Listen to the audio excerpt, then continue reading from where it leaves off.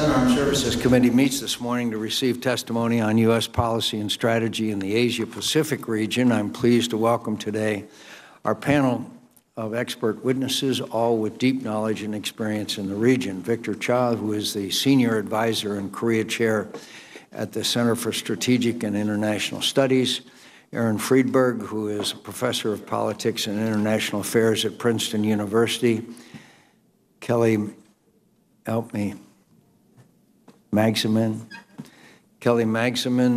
former Principal Deputy Assistant Secretary of Defense for Asia and Pacific Security Affairs, and Ashley Tellis, Senior Fellow in having trouble with my enunciation this morning, I apologize. Senior Fellow in Tata, Chair for Strategic Affairs at the Carnegie Endowment for International Peace, an old friend of the committee. America's interests in the Asia-Pacific region are deep and enduring. That's why for the past 70 years, we've worked with our allies and partners to uphold a rules-based order based on principles of free peoples and free markets, open seas and open skies, the rule of law and the peaceful resolution of disputes. These ideas have produced unprecedented peace and prosperity in the Asia-Pacific.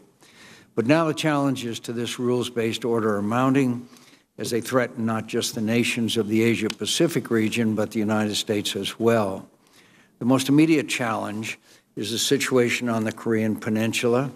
Kim Jong-un's regime has thrown its full weight behind its quest for nuclear weapons and the means to deliver them. And unfortunately, the regime is making real progress. A North Korean missile with a nuclear payload capable of striking an American city is no longer a distant hypothetical, but an imminent danger, one that poses a real and rising risk of conflict. I look forward to hearing from our witnesses today about U.S. policy options on the Korean Peninsula. For years, the United States has looked to China, North Korea's long-term patron and sole strategic ally, to bring the regime to the negotiating table and achieve progress toward a denuclearized Korean Peninsula. We have done so for the simple reason that China is the only country with the influence to curb North Koreans' destabilizing behavior. But China has repeatedly refused to exercise that influence. Instead, China has chosen to bully South Korea for exercising its sovereign right to defend itself from the escalating North Korean threat. In response to the alliance decision to deploy the THAAD missile defense system to the Korean Peninsula, China has waged a campaign of economic retaliation against South Korea, which has inflicted real damage. The twisted reality is that China is doing all of this to stop the deployment of a missile defense system, which is only necessary because China has aided and abetted North Korea for decades. I welcome the Trump administration's outreach to China on the issue of North Korea. But as these discussions continue, the United States should be clear that while we earnestly seek China's cooperation on North Korea, we do not seek such cooperation at the expense of our vital interests. We must not and will not bargain over our alliances with Japan and South Korea, nor over fundamental principles such as freedom of the seas. As its behavior towards South Korea indicates, over the last several years, China has acted less and less like a responsible stakeholder of the rules-based order in the region and more like a bully. Its rapid military modernization, provocations in the East China Sea, and continued militarization activities in the South China Sea signal an increasingly assertive pattern of behavior. Despite U.S. efforts to rebalance to the Asia-Pacific, U.S. policy has failed to adapt to the scale and velocity of China's challenge to the rules-based order. And that failure has called into question the credibility of America's security commitments in the region. The new administration has an important opportunity to chart a different and better course. For example, I believe there is strong merit for an Asia-Pacific Stability Initiative, which is similar to the European Deterrence Initiative pursued over the last few years. This initiative would enhance Pacific Command's credible combat power through targeted funding to realign U.S. military force posture in the region improve operationally relevant infrastructure, fund additional exercises, pre-position equipment and munitions, and build capacity with our allies and partners. These are important steps that should be taken as part of a new comprehensive strategy in the Asia-Pacific that incorporates all elements of national power. I hope our witnesses will describe their ideas about what an APSI should fund and how they would articulate an interagency strategy for the Asia-Pacific. Thank all the witnesses for being here today, and I look forward to your testimony. Senator Reid. Well, thank you, Mr. Chairman, for calling this very important hearing, and thank you to all the witnesses for agreeing to testify this morning. This hearing could not come at a more critical time as the North Korean regime has engaged in an aggressive schedule of tests for its nuclear and missile programs. I look forward to hearing from our witnesses on whether they believe China can and will exert sufficient pressure on the regime to denuclearize the peninsula. If not, what are the alternatives? Is a military strike something we should consider given the uncertainty regarding the possible scope and nature of retaliation from the regime? I would also like to hear whether there are feasible military options on the table and how we should coordinate those options with our allies in the region. We have also heard concern from our allies and partners in the region that the administration has not yet articulated a comprehensive Asia-Pacific strategy. For example, what is the administration's maritime strategy to deal with excessive unlawful maritime claims? How will it balance our military presence with economic engagement to counter the narrative that China is the economic partner of choice? And most important, how will it balance cooperation and competition with China, especially given the importance of China's cooperation in issues ranging from North Korea to terrorism? Mr. Chairman, again, thank you for holding this important hearing. I look forward to hearing the testimony of the witnesses on all of these issues and more. Thank you. Before I call on the witnesses, we have a housekeeping. I'd just like to say, what's that? All right, we just lost one, so we'll wait. Dr. Cha, welcome. Thank you, Chairman McCain, Ranking Member Reid, and distinguished members of the committee. So there used to be a time when North Korea and their actions were considered isolated acts by a lonely dictator who was harmless and just looking for some attention with really bad hair. I don't think people think that way anymore. Between 1994 and 2008, North Korea did 16 ballistic missile tests and 1 nuclear test. Since January of 2009, they have done 71 missile tests, including 4 nuclear tests. The leader in North Korea has made no effort to have dialogue with any other country in the region, not just the United States, but that includes China, South Korea, Russia. Absolutely no interest in talking. All of this translates to one of the most challenging strategic environments for the United States and its allies, and a very dark strategic cloud that is starting to dominate the skyline with regard to East Asia.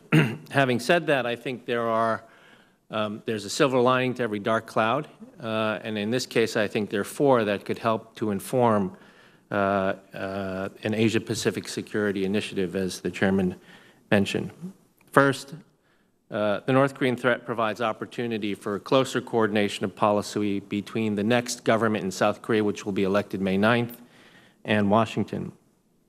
New South Korean government cannot afford ideological indulgences in a renewed engagement or sunshine policy.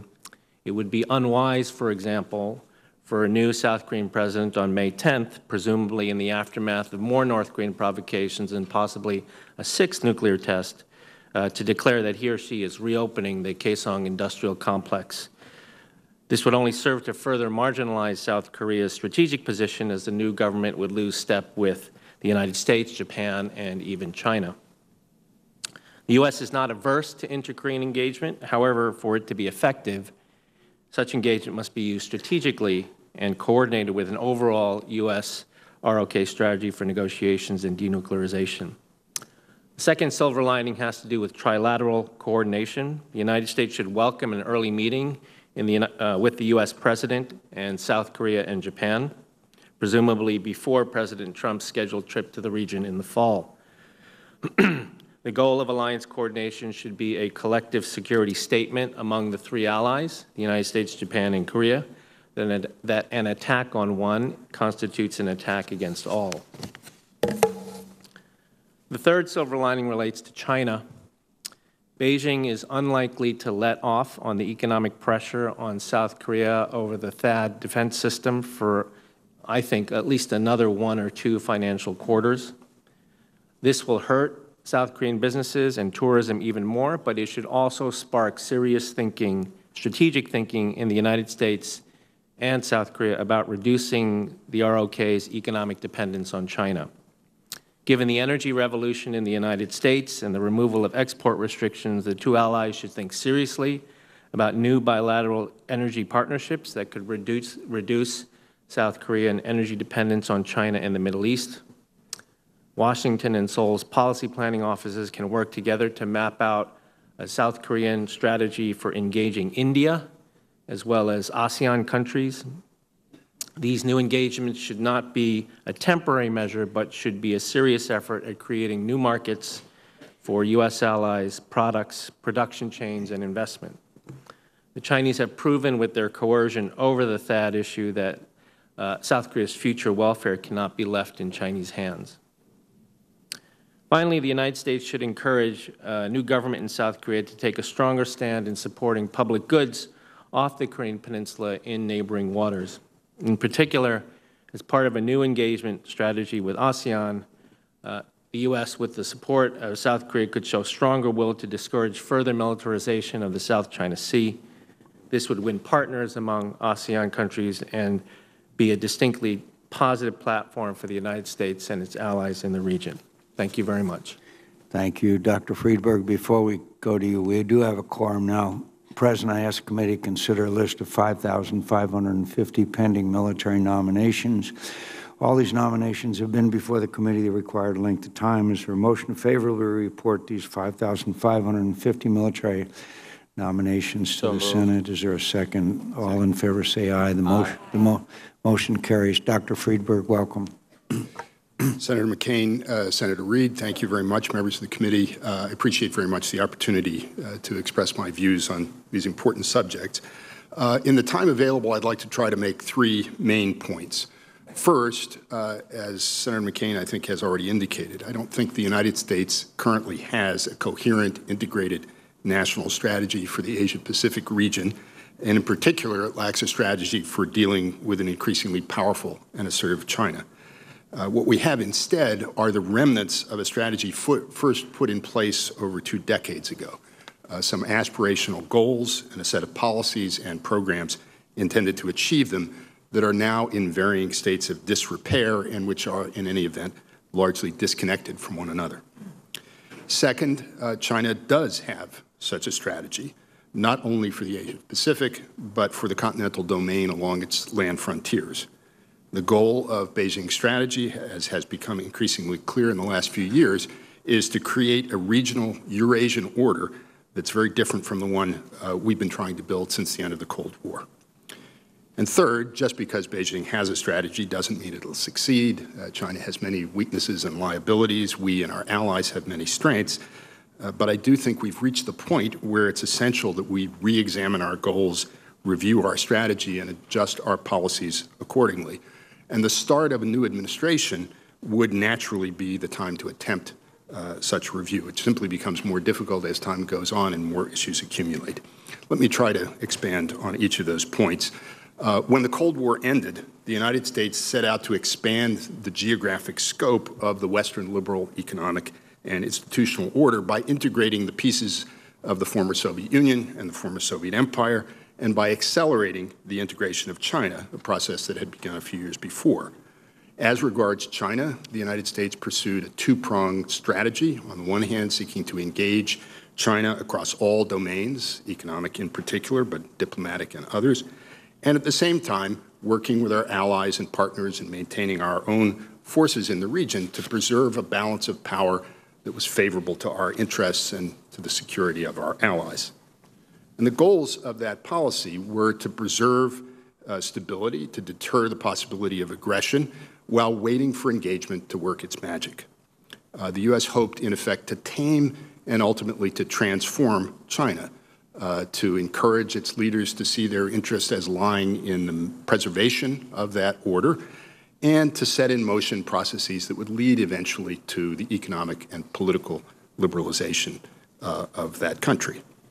As in Europe, so also in Asia, our ultimate aim was to build a region whole and free, an open, liberal region in an open and liberal world. Since the turn of the century, it's become increasingly apparent that this approach hasn't worked, at least not yet. Engagement has not achieved its intended results. China is obviously far stronger, far richer, but it's more repressive domestically than at any time since the Cultural Revolution. It continues to rely heavily on mercantilist economic policies that impose costs on other countries, including ours. And its external behavior has become increasingly assertive, even aggressive, most notably, but not entirely, in the maritime domain. And meanwhile, engagement not working, balancing has become more difficult for us and for our allies because of the growth of China's military capabilities. So second, what accounts for this recent shift in Chinese behavior? The short answer to that question is that Beijing's increased assertiveness is driven by a mix of optimism and even arrogance on the one hand, and also deep insecurity. For roughly the first 15 years or so after the end of the Cold War, China's rulers followed the wisdom of Deng Xiaoping, who advised in 1991 that China should hide its capabilities and bide its time, avoid confrontation, build up all the elements of its national power, and advance cautiously towards eventually achieving a position, reestablishing China as a preponderant power in the region. Things began to change in 2008 with the onset of the financial crisis, and these changes have accelerated and become institutionalized since 2013 with the accession of Xi Jinping to top positions in the party and the state. Basically, the financial crisis caused Chinese strategists to conclude that the United States was declining more rapidly than had been expected, and that China was therefore able to rise more quickly than had been hoped. It was time then for China to step up, to become clearer in defining its core interests, and more assertive in pursuing them. At the same time, however, the crisis also deepened the Chinese leadership's underlying concerns about their prospects for sustaining economic growth and preserving social stability. So China is behaving more assertively, both because its leaders want to seize the opportunities presented to them by what they see as a more favorable external situation, and because they feel the need to bolster their legitimacy and to rally domestic support by courting controlled confrontations with others whom they can present as hostile foreign forces, including Japan and the United States. China's actions aren't limited to pursuing its claims and trying to extend its zone of effective control in the maritime domain. Along its land frontiers, Beijing has also unveiled a hugely ambitious set of infrastructure development plans, the so-called One Belt, One Road initiative, which aims to transform the economic and strategic geography of much of Eurasia. China's leaders have begun to articulate their vision for a new Eurasian order, a system of infrastructure networks, regional free trade areas, new rules written in Beijing, and mechanisms for political consultation, all with China at the center and the United States pushed to the periphery, if not out of the region altogether. In this vision, U.S. alliances would either be dissolved or drained of their significance. Maritime democracies would be divided from one another and relatively weak, and China, meanwhile, would be surrounded on the continent by friendly and subservient authoritarian regimes. So if in the 20th century the United States tried to make the world safe for democracy, in the 21st, China is trying to make the world safe for authoritarianism, or at least it's trying to make Asia safe for continued Communist Party rule of China. And they're using and trying to coordinate all the instruments of policy to achieve these ends. Military domain, building up both conventional so-called anti-access area denial capabilities, and they're modernizing their nuclear forces in order to deter possible U.S. intervention and to raise questions about the continued viability of our security guarantees. and also developing other instruments, lawfare, the Little Blue Men, maritime militia, island construction, to advance towards their goals, create facts without provoking confrontation. Economically, they've been using the growing gravitational pull of their economy to draw others towards them. And also, they've become increasingly open in using economic threats and punishments to try to shape the behavior of others in the region, including U.S. allies, as Dr. Cha mentioned, Korea and also the Philippines. And China has been engaging in what Chinese strategists refer to as political warfare, attempts to shape the perceptions of both leaders and elites and publics by conveying the message that China's growing wealth and power present an opportunity rather than a threat to its neighbors, while raising questions about the continued reliability and leadership capacity of the United States. And I think it's important to note also that China is waging political warfare against us, holding out the prospect of cooperation on trade and on North Korea, which I think is now going to be, again, a part of that process, even as they work to undermine and weaken our position in the long run. So finally, and very briefly, how should the United States respond? As I stated at the outset, I think the time has come for a fundamental re-examination of our strategy towards China and towards the Asia-Pacific and indeed the entire Eurasian domain more broadly. A serious effort along these lines would look at all the various instruments of power, the various aspects of our policy, which I think now are largely fragmented and dealt with separately, and consider the ways in which they might be better integrated. And it would also weigh the possible costs and benefits and risks of alternative strategies. And a useful model here would be the so-called Solarium Project, a review of possible approaches for dealing with the Soviet Union that was undertaken in 1953 during the early months of the Eisenhower administration. To my knowledge, in the last 25 years, there has been no such exercise regarding our policies towards Asia and towards China. So we are effectively running on the fumes of a strategy that was put into place a quarter century ago. Obviously, Congress can't do such an assessment itself, but it might wish to consider mandating such review, as it did in requiring a general statement of national security strategy in 1986 and the Quadrennial Defense Review in 1997. I'm afraid my clock isn't working, so I'm sure that I've already gone over time. I can't claim to have conducted such an exercise myself, but I'd like to close with just a few thoughts about some of the issues that it might address and perhaps some of the conclusions towards which it might lean. First and most basic is what is it that we are trying to achieve? If an Asia whole and free is out of reach, at least for now, and if a region reshaped according to Beijing's vision would be threatening to our interests and to our values, as I think it would be, how should we define our strategic goals?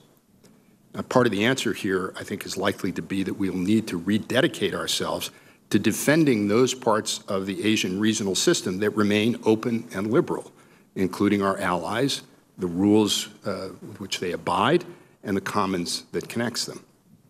It's sometimes said that in order to accommodate China's rising power and avoid conflict, we will need to compromise, and that's certainly true. But there's some issues where it will not be possible to split the difference, and we need to be clear about what those are. In the economic domain, if we don't want others to be drawn increasingly into a kind of Chinese co-prosperity sphere, we need to provide them with the greatest possible opportunity to remain engaged in mutually beneficial trade and investment with us and with one another. Whatever its economic merits, TPP had significant strategic benefits in this regard, and it's not clear at this point what, if anything, will take its place. As regards military strategy, for good reason, a great deal of energy has been devoted recently to figuring out how to respond to these Chinese initiatives in the so-called gray zone. As important as this problem is, it seems to me that it's subordinate to the larger question of how we and our allies can counter China's evolving anti-access area denial strategy. And we're in kind of an odd position now of having raised this issue in a very visible way back in 2011 with the creation of the Air Sea Battle Office, and then seeming to back away from it.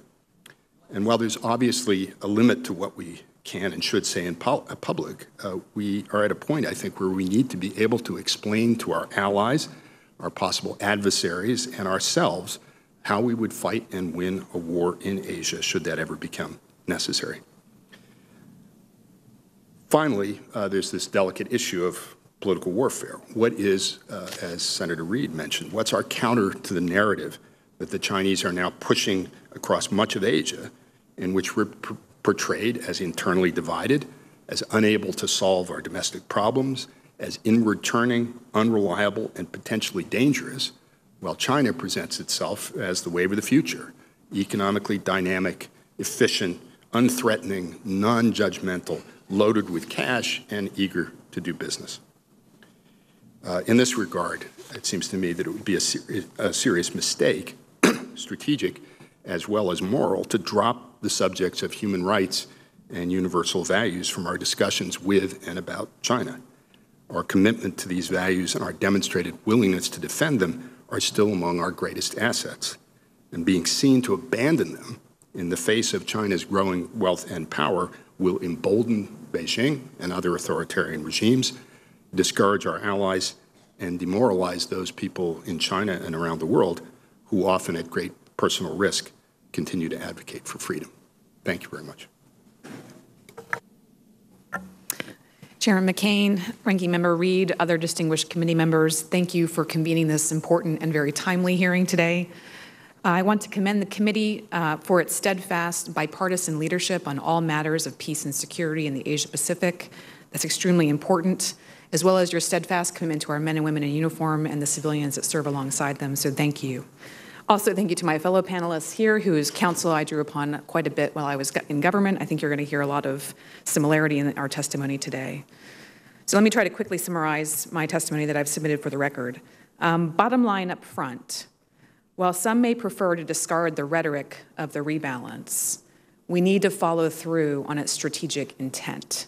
Because if we don't, American primacy in the most consequential region in the world is at risk. I'll go one step further by saying mere continuity of American effort is not going to be enough to stem the tide. We need to encourage the new administration to present an affirmative vision and strategy for the region, as the other panelists have discussed, and to avoid ad hoc approaches. And this needs to start with a clear-eyed view of our interests and the necessity of preserving our position through any means necessary to advance our interests.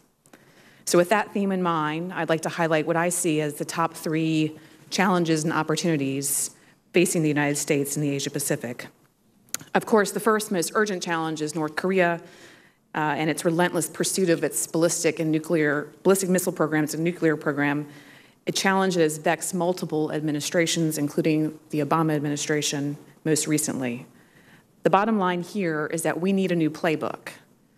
First, we need to increase the pressure on North Korea as a necessary predicate to any other option. China is central to that, but we can't rely only on Chinese pressure. We also need to be realistic. Kim Jong-un is not going to unilaterally disarm because of international pressure. Pressure alone is not going to solve the problem. Second, military options should remain on the table, but they are extremely high risk and should be a last resort. We should not kid ourselves here.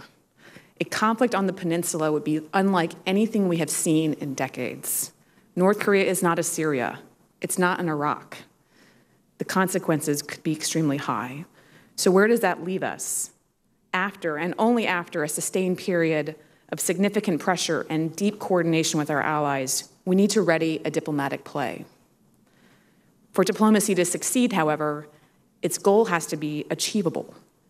So this won't be popular, but denuclearization is unlikely at this point, at least in the near term and at least under this regime. So we need to have some realism and develop some diplomatic creativity. We, in close coordination with our allies, should develop a diplomatic roadmap with outcomes short of denuclearization that would still effectively limit the threat in a meaningful and verifiable way. And then finally, we really need to turn up our defense game. We need to accelerate improvements in regional missile defense of our allies, as well as our homeland, so that we're better prepared in the event diplomacy fails, or even if it succeeds. This brings me to the second challenge, and this is the most consequential challenge, as others have discussed, China. To be clear, China's strategic intent is to chip away at decades of American security and economic primacy in Asia. And some are going to get squeamish over the idea of U.S.-China great competition, great power competition. But to ignore the fact that China is already in competition with us, excuse me, would be tantamount to strategic malpractice. So I agree with Aaron on his comments earlier about the need for a big look at our China strategy. I do not mean to suggest that we should enter a new Cold War with China, nor can we cast aside areas of cooperation that benefit our interests. But we need to be clear-eyed about our long-term interest in preserving the American position, and that should be our North Star. To do so, the United States needs to invest in our comparative strengths and, by extension, our credibility. We need to get our own house in order to address this pure scale, as the chairman mentioned, of this challenge. Necessary budget investments, human capital investments, which is something that is not talked about enough, and overall strategy. And we need to move to the next phase of increasing U.S. presence, posture, and capabilities in the region. And that next phase is going to be a lot harder. In this regard, I'd like to thank you, Chairman McCain, for your idea and proposal on the Asia-Pacific Stability Initiative, which I hope the Trump administration will support. It will not only improve our ability to fight and win wars, it will improve our ability to keep the peace. This brings me to the third challenge, an enduring and persistent one, which is terrorism in the region. I think in the emergence of ISIL, the terrorist threat in South and Southeast Asia is evolving. And the bottom line here is we need to get ahead of it. And we have time to get ahead of it. So we need to take more preventive action on terrorism in South and Southeast Asia. So let me talk briefly about opportunities which tend to get lost in all of the noise. First, I'd say the biggest strategic opportunity is India. And here, United States and India increasingly share a common strategic outlook on the Asia-Pacific, especially a mutual concern over Chinese military modernization and adventurism. But the question here is, can we reach a new level of cooperation to place limits on Chinese ambition? I believe it is possible, but only if the United States and India together persist in overcoming the suspicions of the past and build stronger habits of actual cooperation.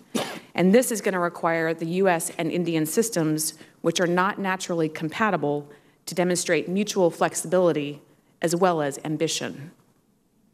The second opportunity, which is a near-term and high-reward opportunity, is Southeast Asia. As the chairman knows, the demand signal in Southeast Asia for U.S. defense engagement is on the rise, and we need to meet it. And while we can do more through defense engagement, we also need to do more on diplomatic, economic, commercial, private sector engagement in Southeast Asia. Whether it's in Vietnam or Burma or Sri Lanka, there are countless opportunities for the United States to build strategic depth in Southeast Asia. ASEAN also needs to be central to our strategy, and I would recommend Secretary Mattis continue efforts of his last two predecessors to host the ASEAN defense ministers in the United States at the earliest opportunity. Finally, this committee's leadership on Southeast Asia has been essential, whether it was by your engagement every year at the Shangri-La Dialogue, which is an important expression of American bipartisan commitment to the Asia-Pacific, or whether it was following through with action, as in the case of the Southeast Asia Maritime Security Initiative, a much-needed, timely inject of American effort to fill a critical capacity gap. Finally, the big one, the long-term strategy, the real opportunity for the United States. To retain our primacy, the United States needs to weave together its disparate security and economic efforts into a broader strategy. We need to fashion a networked security architecture with allies and partners to help all of us do more over greater distances with greater economy of effort, undergirded by a shared set of principles in support of a rules-based order. We need to present a vision for an equivalent economic architecture that promotes sustainable and inclusive economic growth and opportunity for all countries, including the United States. In the absence of meaningful American economic statecraft in the region, China is filling the void. And that has dangerous implications for our relationships, setting up false choices for our allies between their security and their prosperity. Besides these strategic implications, the lack of a serious U.S. economic initiative in Asia will leave average Americans at a long-term economic disadvantage. So in sum, the challenges and the opportunities for the United States are significant, but without urgent American leadership and the requisite whole-of-government investment, the United States will not be able to rise to them. And decades of relative peace and prosperity that American leadership has enabled are at risk. Thank you, and I look forward to your questions. Thank you, Senator McCain. Good morning.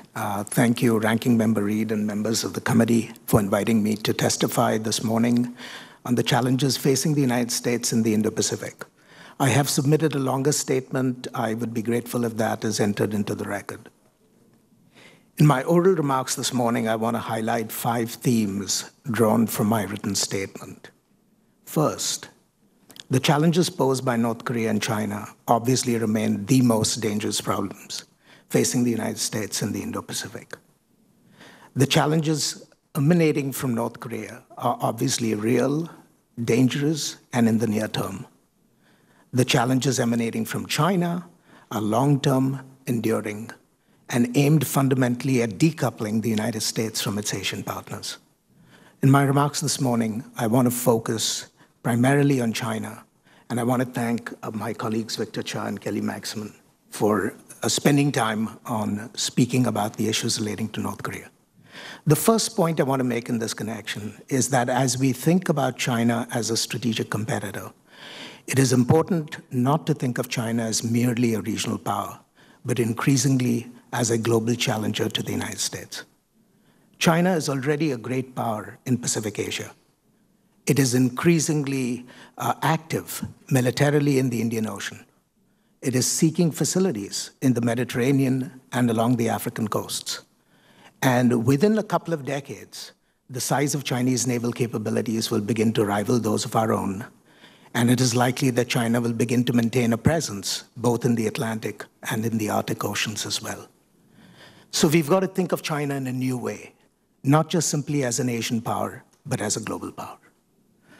The second point I want to make is that it becomes increasingly important for the United States, as it deals with the emerging Chinese challenge, to reaffirm its own commitment to maintaining its traditional preeminence both globally and in the Indo-Pacific. The US commitment to this preeminence is now uncertain in Asia.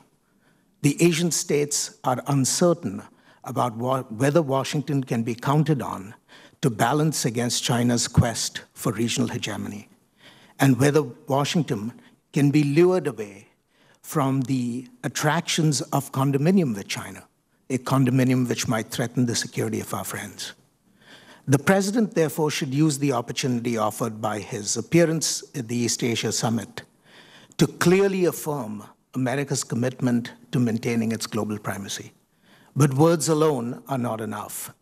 I think it would be very helpful for the administration to support your initiative, Senator McCain, with respect to the Asia-Pacific Stability Initiative. In fact, urging funding at levels that approximate those offered for the European Reassurance Initiative. Third, the resources that I believe should be allocated to the Indo-Pacific should focus increasingly on restoring the effectiveness of US power projection, because that capability has been undermined considerably by China's recent investments in anti-access and area denial. In the near term, this will require shifting additional combat power to the theater, remedying shortfalls in critical munitions, expanding logistics capabilities, increasing joint exercises and training, and improving force resiliency by enabling a more dispersed deployment posture. But the longer term is just as crucial, and the demands of the longer term cannot be avoided indefinitely. Here, I believe bipartisan support will be necessary for developing and rapidly integrating various revolutionary technologies into the joint force. Technologies that will emphasize stealth, long-range, and unmanned capabilities, as well as doubling down on our advantages in undersea warfare. Fourth, building better capabilities alone will not suffice for effective power projection if the United States lacks the will to protect the international regime that serves our strategic interests. An important element of that regime, protecting the freedom of navigation, is now at serious risk because of China's activities in the South China Sea. It's time for Washington to push back on these efforts by undertaking regular freedom of navigation operations in much the same way as we do sensitive reconnaissance operations in the Indo-Pacific today. These operations should be regular, unpublicized, undertaken at the discretion of PACOM, and should not be constrained by the promise of Chinese good behavior on other issues. Fifth, and able to tame Chinese power in the Indo-Pacific without strengthening our friends and alliance partners, a point made quite clearly by Kelly in her remarks before me. There are diverse initiatives that are required for success on this count. I'll just flag a few. The United States should first begin to seriously think about working with its partners to replicate China's own anti-access and area denial capabilities. In effect, replicating mini A2AD bubbles throughout the Indo-Pacific to constrain China's freedom of maneuver around the littorals. The United States cannot afford to put off the aid and enhanced training to Taiwan for very much longer, just as we ought to urge Taipei to move expeditiously with respect to increasing its own military spending and reforming its own concepts of military operations. As a matter of national policy, we should affirm our strong support for trilateral cooperation between Japan, India, and Australia, whether or not the United States is party to these activities. As Kelly emphasized, we should not give up on the nations of Southeast Asia either. They are currently at the receiving end of Chinese assertiveness, and therefore, our theater engagement plan is something that we need to reinvest in because it gives us the opportunity to provide critical reassurance to the smaller Southeast Asian states in ways that will limit the potential for Chinese intimidation. And finally, we need to reinvigorate the balancing of China by doubling down on our strategic partnership with India.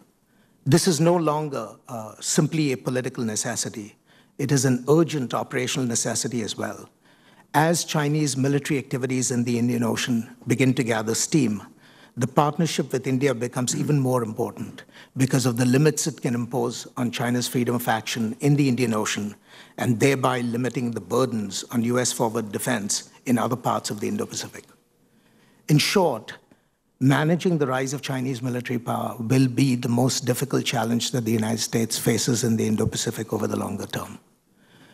Managing that challenge will be demanding, but we have no choice but to be resolute in doing so, because our security, our international standing, and the well-being of our allies is at stake. Thank you very much for inviting me this morning, and I look forward to answering your questions. Thank you very much. Dr. Tillis, would the witnesses agree that the abandonment of TPP was one of the biggest mistakes we have made? Dr. Shah?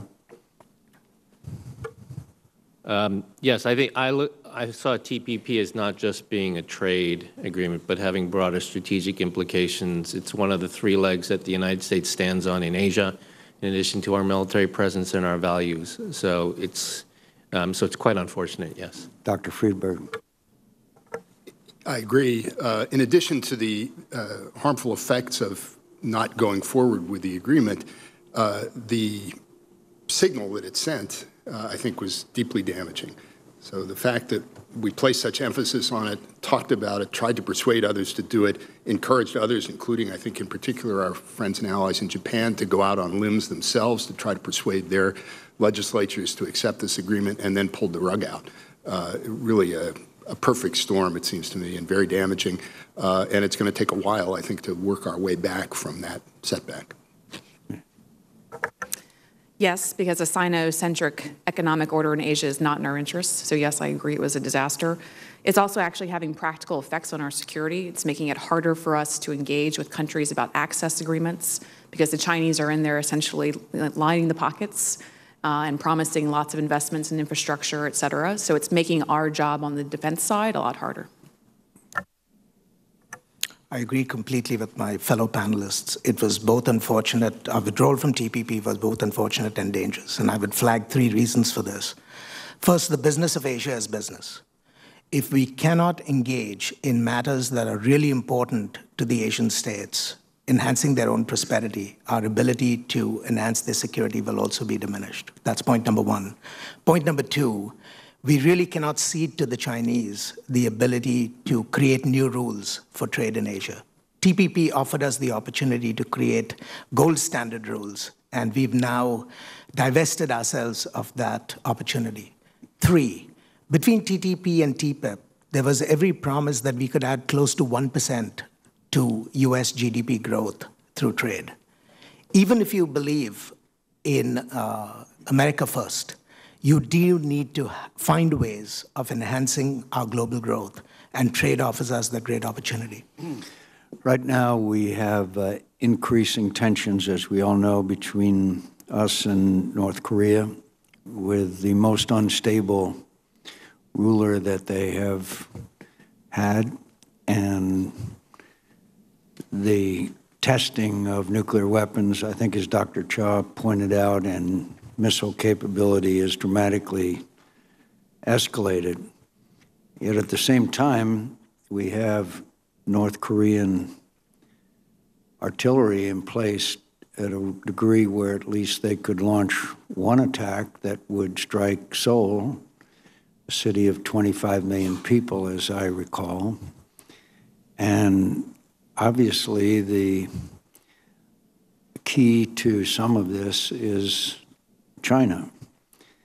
And China had taken some very small steps as far as coal is concerned, but they have never taken any real steps to restrain North Korean activity. So it seems to me that we are in probably one of the most challenging situations since the Cuban Missile Crisis in some respects. Certainly not exact parallels, but maybe it rhymes a bit. Dr. Cha? I think that's a very accurate assessment of the situation. There is nothing that I see that suggests North Korea is going to slow down the pace of its testing. In fact, I think it's going to increase given the elections in South Korea. China still subsidizes, even if they cut coal, they still subsidize 85% of North Korea's external trade. So China is definitely part of the solution in trying to stop North Korea, but it's also part of the problem, as you suggest, in that they are not willing to really put the sort of pressure that will impose economic costs on North Korea for going down this path.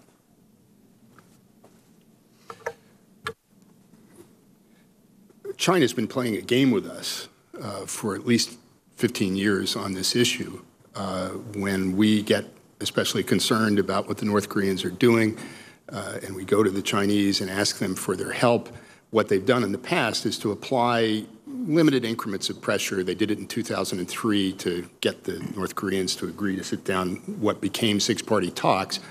But at the same time, almost simultaneously, as Victor suggests, they're enabling the North Korean regime to continue by allowing continued economic exchange across their border.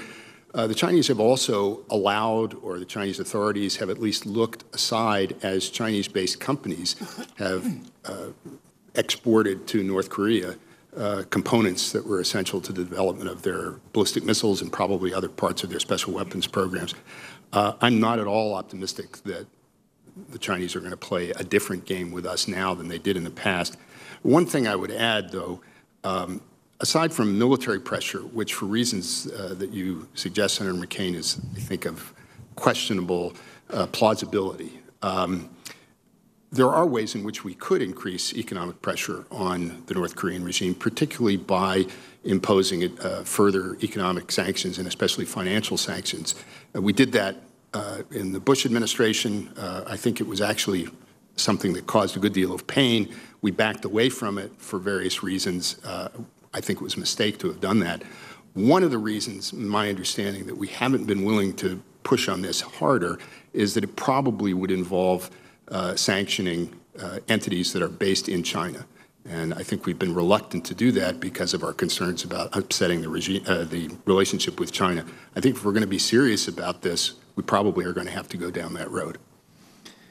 Military option being extremely challenging. Yes.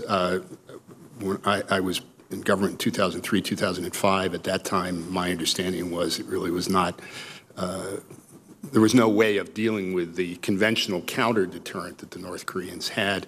I don't have any reason to think that it's gotten better. Moreover, the targets, the nuclear targets themselves have become more numerous.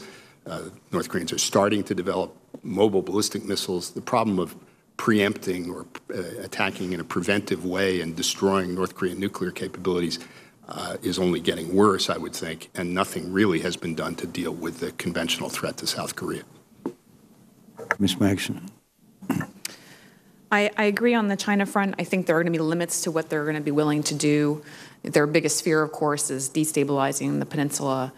Now is the time to try to make China understand that the status quo is worse for them than all other scenarios. And to do that, I think we need to hold their interests at risk. And what I mean by that is somewhat of what Dr. Freeberg said, which is we need to really think hard about secondary sanctions on Chinese banks. I actually think we should go out and do it now. I don't think we should actually wait. I don't think that holding it in abeyance is actually going to induce Chinese cooperation. So now is the time to demonstrate to China that we're serious in that regard. By the way, I agree with the witnesses about the importance of the U.S.-India relationship, which is something that I think has enormous potential as well. Dr. Tellis.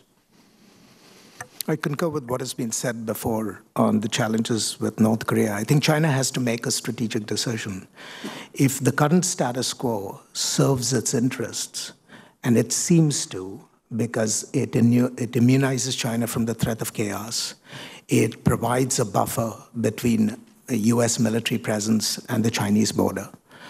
So if this status quo continues to advance Chinese interests, there is a small likelihood that they will be more helpful to us with respect to managing North Korea. So the issue for decision in China is whether the Trump administration's increased pressure might change the game sufficiently that the threat of war becomes real enough for China to move. And to that degree, I think creating this head of steam, which the administration seems to be making an effort towards, would actually be helpful because it might motivate the Chinese to cross lines they haven't crossed before. Well, thank you very much, Mr. Chairman. Thank you for your excellent testimony. Dr. Char, just a quick point. You suggest that at the conclusion of the election that whoever emerges victorious will take a harder line on the North Koreans. They won't open up the facility across the border, et cetera. Is that matched by the rhetoric? Because some impressions we're getting is that it's a race to who's the most sensitive to the issues, not the most bellicose. Thank you for the question. I think certainly the political spectrum has shifted in Korea during this 7-month impeachment crisis further to the left, or left of center, if you will, and the leading candidates all seem to espouse views that call for more engagement with North Korea. But I think that often what is said in campaigns is very different from when the individual takes office on the first day. You've noticed. Yeah. And I think in the case of South Korea, they will find that they will be in a position where their primary ally, the United States, is not of a similar mind. Neither is the partner across the sea, Japan, and arguably China is not in that position as well. And so while I don't think engagement is necessarily completely wrong with North Korea, but now is not the time. And when I was in government, we were dealing with a progressive government in South Korea. We fully respected the fact that they were interested in engaging with North Korea, but there was a right time for it and a wrong time for it. not just by U.S. policy preference, but by what would be deemed effective engagement. And I think the previous government understood that, and I would imagine that the next government in South Korea would as well. Let me ask you all a question. I'll begin with Dr. Telesco. This way, there's deep skepticism that the Chinese will apply economic pressure of a significant degree to compel changes in behavior. A variation on that is, even if they did, do you believe that the North Korean regime would abandon their missile programs and the nuclear programs? I do not believe that to be the case. I believe the North Korean regime will continue to persist with its nuclear program because it sees that as indispensable to its own survival. And I also do not believe that China will exert the kind of pressure required to force the North Korean regime to make those fundamental changes. So that leaves us at what point in the future? We essentially have to prepare for a North Korean capability that will ultimately range the United States. And if it comes to that point, we have only one of two choices. We continue to hope in the reliability of deterrence, which is dangerous because of the unpredictability of this regime, or we will be forced into military actions, which will be extremely costly and painful. Ms. Magnuson. No, I don't think Kim Jong-un is going to voluntarily give up his nuclear weapons, even with significant Chinese pressure. I also agree that the Chinese aren't going to go as far as we need them to go to make that strategic choice. Where that leaves us is essentially what I said earlier, which is after increasing the pressure, running the China play, we do need to think carefully about whether or not we should proceed with a diplomatic effort to limit the program as best we can. Because I think we are going to face a very stark choice at some point in the future, probably in the next 5 years, about an ICBM, reaching the United States. And that's going to present some pretty stark choices. So I think our challenge now is to find a way to avoid having to make that choice at the end. Dr. Freeberg, please. I don't think, first, that the Chinese will apply all of the pressure that they could conceivably apply. And in part for that reason, I don't think it's likely that the North Korean regime would agree to give up their programs. It seemed to me that some years ago, it might have been possible to put the leadership in a position where we could make them an offer they couldn't refuse, where they really felt that their own personal survival was at stake. I think we're past that point. And so I agree with both my colleagues on 2 points. One, the question now, it seems to me, is are there things we can do, working with China perhaps, to try to slow down the progress of the North Korean program? So if they don't test as often as they have tested, presumably that will make it more difficult for them eventually to field a reliable capability, testing both weapons and missiles. It's not inconceivable, I think, that the Chinese might join with us in applying sufficient pressure to try to slow that down. I think that's the best we can hope for. Then the question is, how do we prepare to defend against this? There is, in the long run, I hesitate to use this term because it's fallen into disfavor for good and bad reasons, but the ultimate solution to this problem is regime change. Unless and until there's a change in the character of the North Korean regime and certainly the identity of the current leadership, there's absolutely no prospect that I can see that this problem will get better. I don't think there's any active way in which we can promote that, but we ought to think about what conditions might lead eventually to that kind of change. Dr. Cha, finally.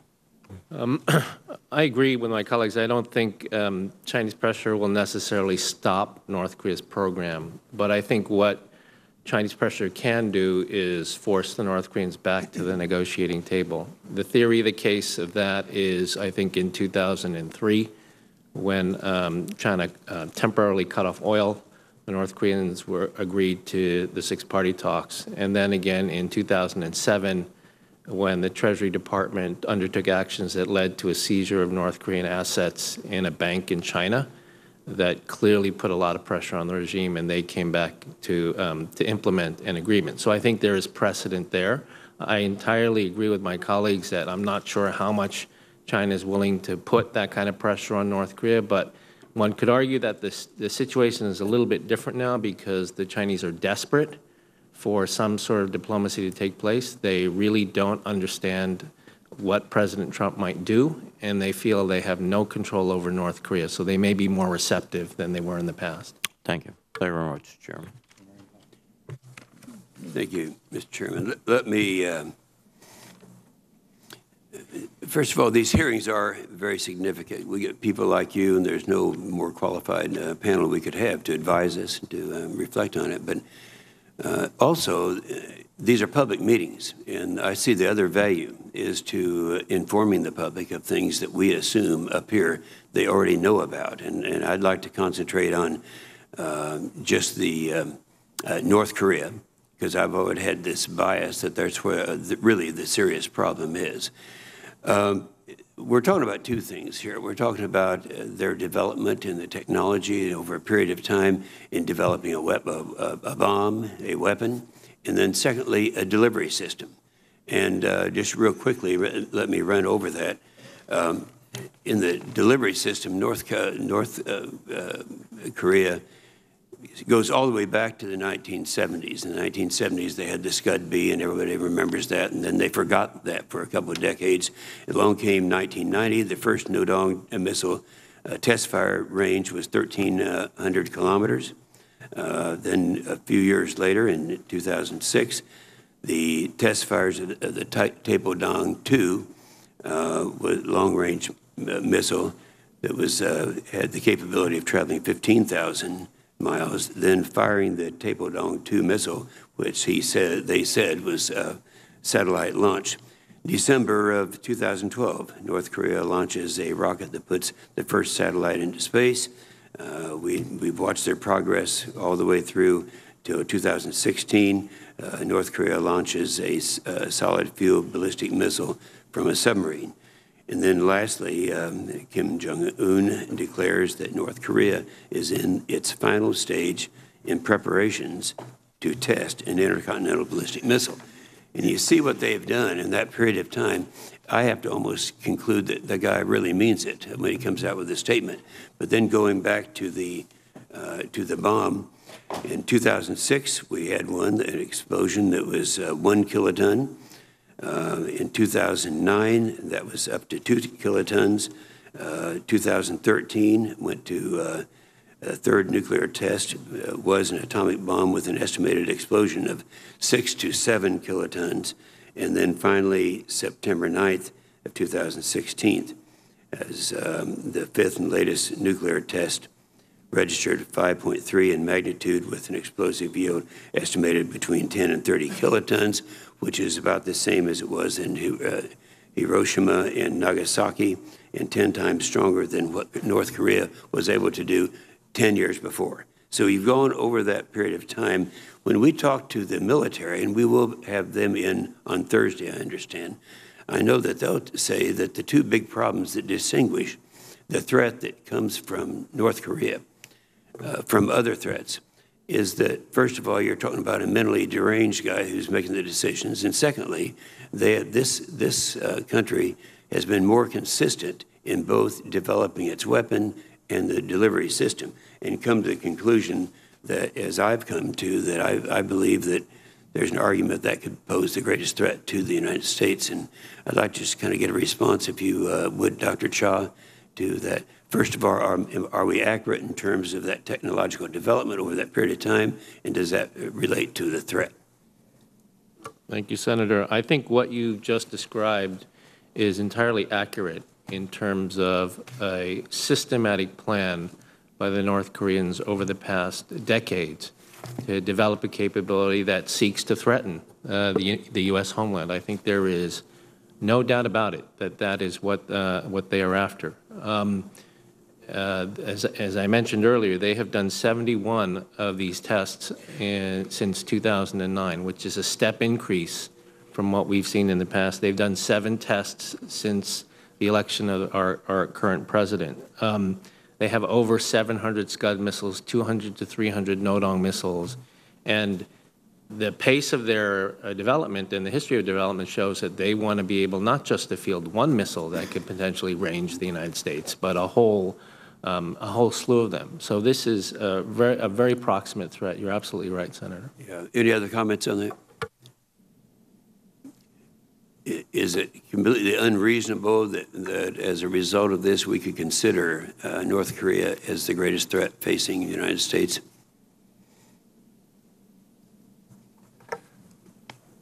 Dr. Freiberg? I think it's certainly, it's the most imminent. I don't know that it's the greatest in terms of its magnitude in the long run. As Dr. Tellis said, I think China presents a greater challenge, but certainly it's the most imminent. And one thing to add, just to make the picture even worse, it's conceivable that the North Korean leadership may believe, not only as they acquire these capabilities, that they're going to be able to extort more economic goods from the world, and not only that they're going to be able to deter action against them, but that they might believe at some point they really had an option for reuniting the peninsula. They might believe that Japan would be deterred by the threat of attack on bases on its soil from allowing the United States to use it as their rear area to support operations on the peninsula. They might believe that the United States would be deterred from coming to the aid of South Korea. Well, my time's expired, but the military also says that it's the unpredictability that we have there. Everything else is pretty predictable. You know, we all look back wistfully at the days, for some do anyway, I do, the Cold War, when things were predictable. We knew what they had. They knew what we had. Mutual assured destruction meant something. It doesn't mean anything anymore. But that unpredictability is what the military is going to tell us on Thursday is the major problem that they have with North Korea. Thank you, Mr. Chairman. Thank you, Mr. Chairman. So, given all of that discussion, and given that the neighboring problem, China, continues to be very aggressive, so you're advising us as policymakers, as people who pass appropriations bills, what to do. So what to do to deter North Korea and further Chinese aggressiveness?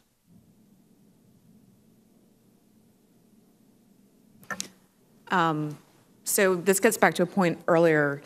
You know, we really need to double down on our regional ballistic missile defense. THAAD on the peninsula was an important step, but there's more to be done. I think, for example, we could consider putting THAAD in Japan. I think there are additional deterrence things we could also do with the Japanese and the Koreans together, whether it's more operational cooperation in the air and on the sea.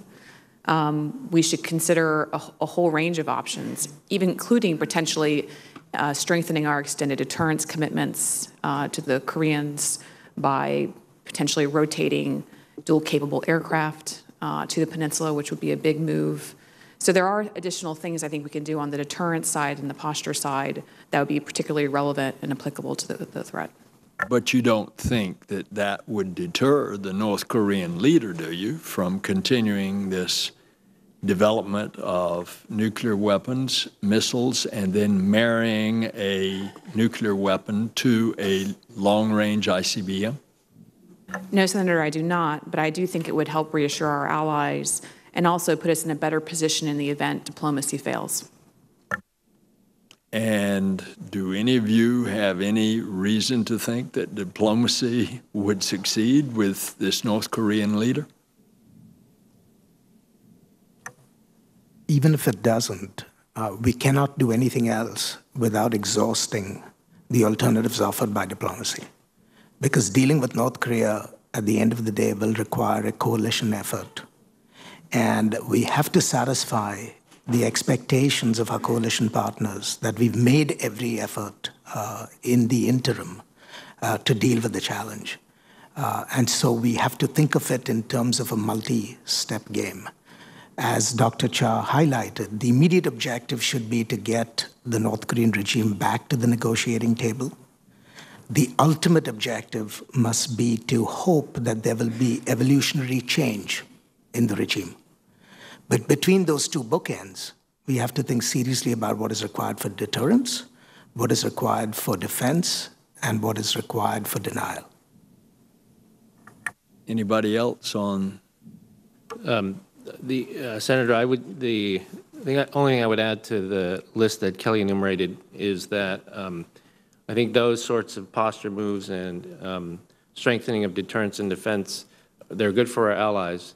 they certainly increase the cost for China of allowing the situation to continue as it is, and might make them more receptive to putting pressure on the regime. In the end, the problem we have is that North Korea feels no pain for the direction in which they're going. Their people are feeling pain, but they don't care about their people. So the immediate tactical effort is to try to get the regime to feel the pain, and that requires China to stop subsidizing 85% of North Korea's external trade, as well as some of their leadership's funding. So that's the proximate tactical goal, to try to at least get some leverage on the issue, because right now we have none. Describe the aftermath if we saw that he was readying a ICBM that could reach the U.S., Alaska, Hawaii, and we decided to preemptively take out the assets that we knew where they were, which is more difficult because they're now movable. Describe the aftermath of what would happen and what would be their retaliation.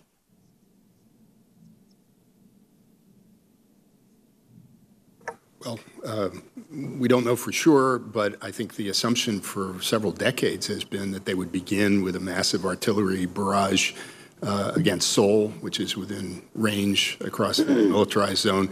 The North Koreans have, for years, exercised and tested special operations forces, chemical and biological weapons. The fear would be that they would unleash all of this. I don't know that they would necessarily, because the next step would be the annihilation of the North Korean regime. But the fear is that that's their capability, and they might. Just a note on that.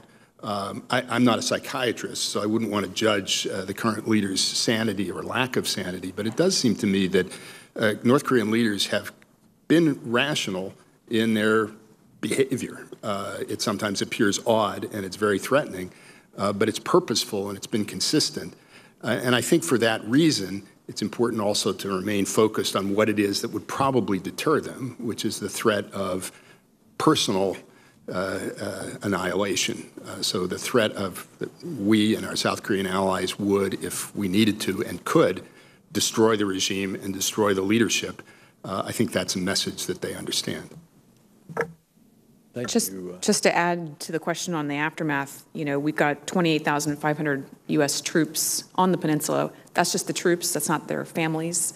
So there's thousands, hundreds of thousands of dependents in addition to the Koreans. Japan is within range, so I think Japan would take a hit, potentially. There would be significant economic impact, frankly, to war on the peninsula, which I don't think anyone is talking about. And the regional actors like the Chinese would move in. They would not sit on the sidelines and watch, you know, the United States trying to rearrange the peninsula in their favor. They would certainly try to intervene at some point, and that could also have catastrophic consequences. So, you know, in terms of an aftermath of a U.S. strike, there are particularly high costs. If I may just add to that, obviously the most confident thing we can say is that we don't know how the regime would respond. But I think it would depend on whether they saw the strike as a discrete effort made at resolving a specific problem, or whether that is the leading edge of a larger effort at replacing the regime itself. If it was seen as a discrete effort aimed at resolving a specific problem, one can hope that their response would be more restrained. But if it is seen as the leading edge of an effort to replace the regime, then I think all hell breaks loose.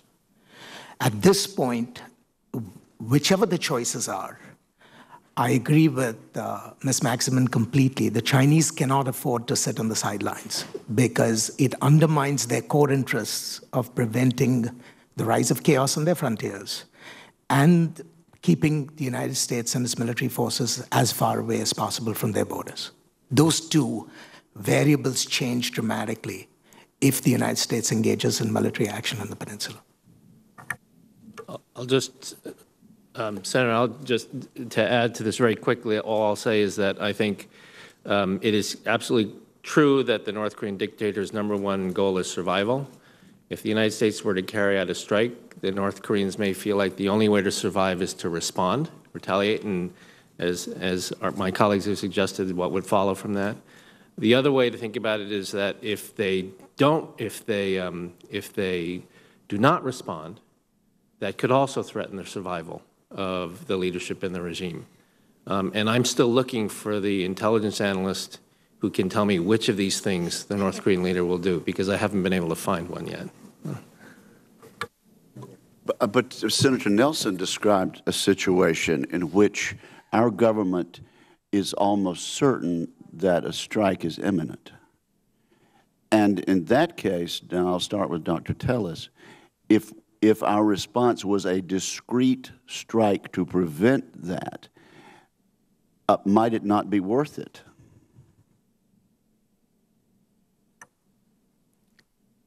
First, I don't know the basis for the judgment that there is a danger that is imminent. But if we assume the premises of your question, it may be worth it if we could be assured two things. One, that the North Korean response will be limited and that the effects of our strike will be permanent. That is, we will be able to cap the North Korean capability at some level and not go beyond. And two, that the Chinese will actually intervene in ways to force the North Koreans to reach some sort of a diplomatic understanding. And I'm not confident that either of those two conditions would actually obtain. Well, rather than have all of you respond to that, I'll take that answer. Dr. Friedberg, you say the United States doesn't have a coherent integrated national strategy for Asia Pacific. Instead, all we've got is the remnants of a 2 decades-old strategy. And yet, the Defense Department's 2012 strategic guidance said we will of necessity rebalance toward the Asia-Pacific region. And the QDR 2 years earlier said in essentially the same thing. Was rebalance to Asia-Pacific words only? Well, with deference to my colleague who worked hard on making it happen, I don't think it was words only, but it was the ratio of words to deeds, I think, was not what it should have been. We talked a lot. We did some things. We didn't do nearly enough for a variety of reasons. I think the previous administration was became preoccupied with other problems in the Middle East and with Russia, continuing constraints on defense spending. Some issues arose outside Asia-Pacific. Yes. To our surprise. Yes. And this continuing constraint, budget constraint. So I think for a variety of reasons, not enough was done. I agree that the general concept, the idea that we need to focus more of our resources on the Asia-Pacific was the right one. And many of the things that the previous administration started, I think, were worthy. But for various reasons, they didn't or weren't able to follow through adequately. Well, let me shift then back to North Korea. And there's been mention of regime change.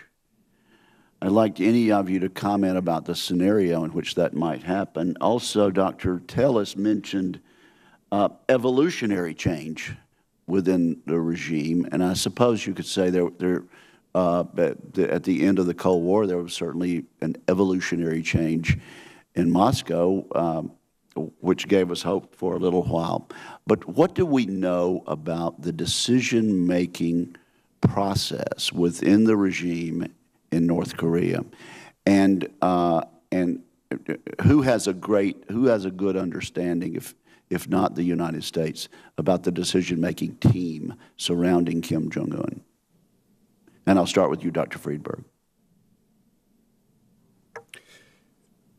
I don't think our knowledge is very good. I think the assumption of most people is that the decision-making is concentrated very heavily in the hand of the current leader and maybe a small circle of people around him. As far as this evolutionary versus revolutionary, in the latter part of the Kim Jong-il regime, and I think at the very beginning of the Kim Jong-un regime, there were people who hoped that there might be a greater willingness to open up. The Chinese, I think, had some hopes that they might be able to persuade the North Korean leadership to follow a path more similar to their own, retaining tight political control but opening up economically. I think the Chinese may also have had some hopes that there were people around the new leader who they could influence. Many of those people have been executed by Kim Jong-un, I think precisely because he feared that they were Chinese agents of influence. So the prospects for evolutionary change seem grim, in part for the reason that Dr. Cha mentioned, and I think this has been a mistaken assumption at times that people in the outside world have made, that if we offered the right kinds of inducements to the regime, in particular if we offered economic inducements, the opportunity to join the world, to improve the livelihood of North Korean citizens and so on, we could somehow influence their policies. The problem is that leadership doesn't care about those things and doesn't value those things and sees openings as threatening. So I don't see much prospect for evolutionary change of this particular leader. Any other panelists have observations about the decision-making team? I think right now it is almost wholly in the hands of this one individual. I think there were others in the past who were around him, but as Aaron said, they've been systematically executed. The level of purging inside the system is unprecedented, not just at the highest levels, but also at the military Army Chief of Staff, Deputy Chief of Staff level. There's been unprecedented fluidity there as well. So all of this suggests that there's significant churn inside the system and that the leadership is facing certain challenges and he's dealing with them in one way, which is just to purge everybody. The Chinese would have been had the best insight into what's going on inside of North Korea, but I think that after the leader executed his uncle, the Chinese have lost all really windows into North Korea. And I think it's a mistake. I mean, we often hear in the press how the Chinese are upset with the North Koreans. That's why there are no high-level meetings. We actually did a study on this, looking at all Chinese-North Korean exchanges going back to Kim Il-sung and Mao. The difference today is that there are no exchanges, but it's because the North Koreans don't want to talk to the Chinese. They're not interested in talking to the Chinese, to the United States, or anybody else. And that's what's so worrying about the current situation. Thank you, Mr. Chairman, and thank you all very much for being here. You've all pointed out that China does not want to see instability on the Korean Peninsula, that it's not in their interest.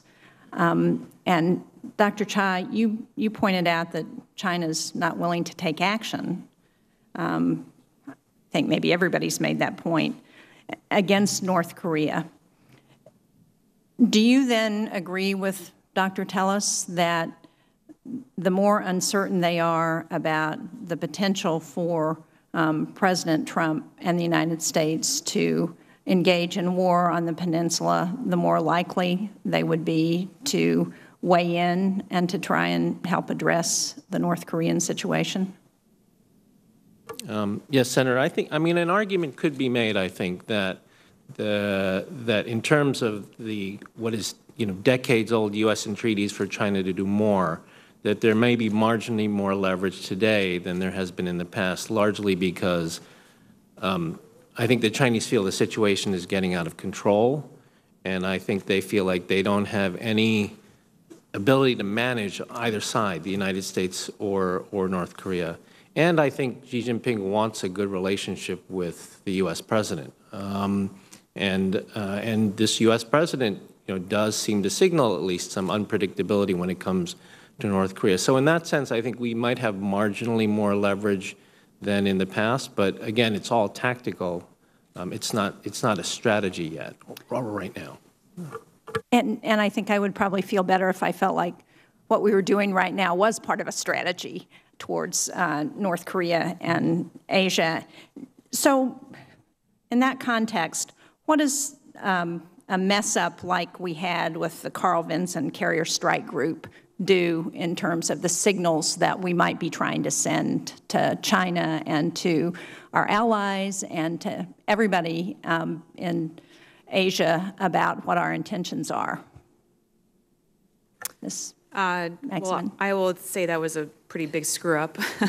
I also think it really undermined our credibility among our allies. The fact that you're seeing, South Korean commentators and politicians commenting about that, about how it shows the United States isn't reliable. I mean, I think it's an unfortunate incident. I don't know how it happened and how it occurred. I'd be curious to hear what Admiral Harris has to say about that on Thursday. But it had a serious effect. And it was kind of like, in Texas, we have the saying, all hat, no cattle.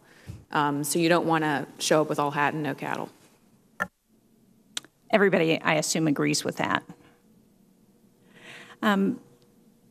Along those lines of how can we better send signals about what our intents are, what does it say to both our allies and our adversaries in Asia that we're right now not able to get a budget agreement here domestically, that we have divisions in Congress about how we're going to fund defense in the next year?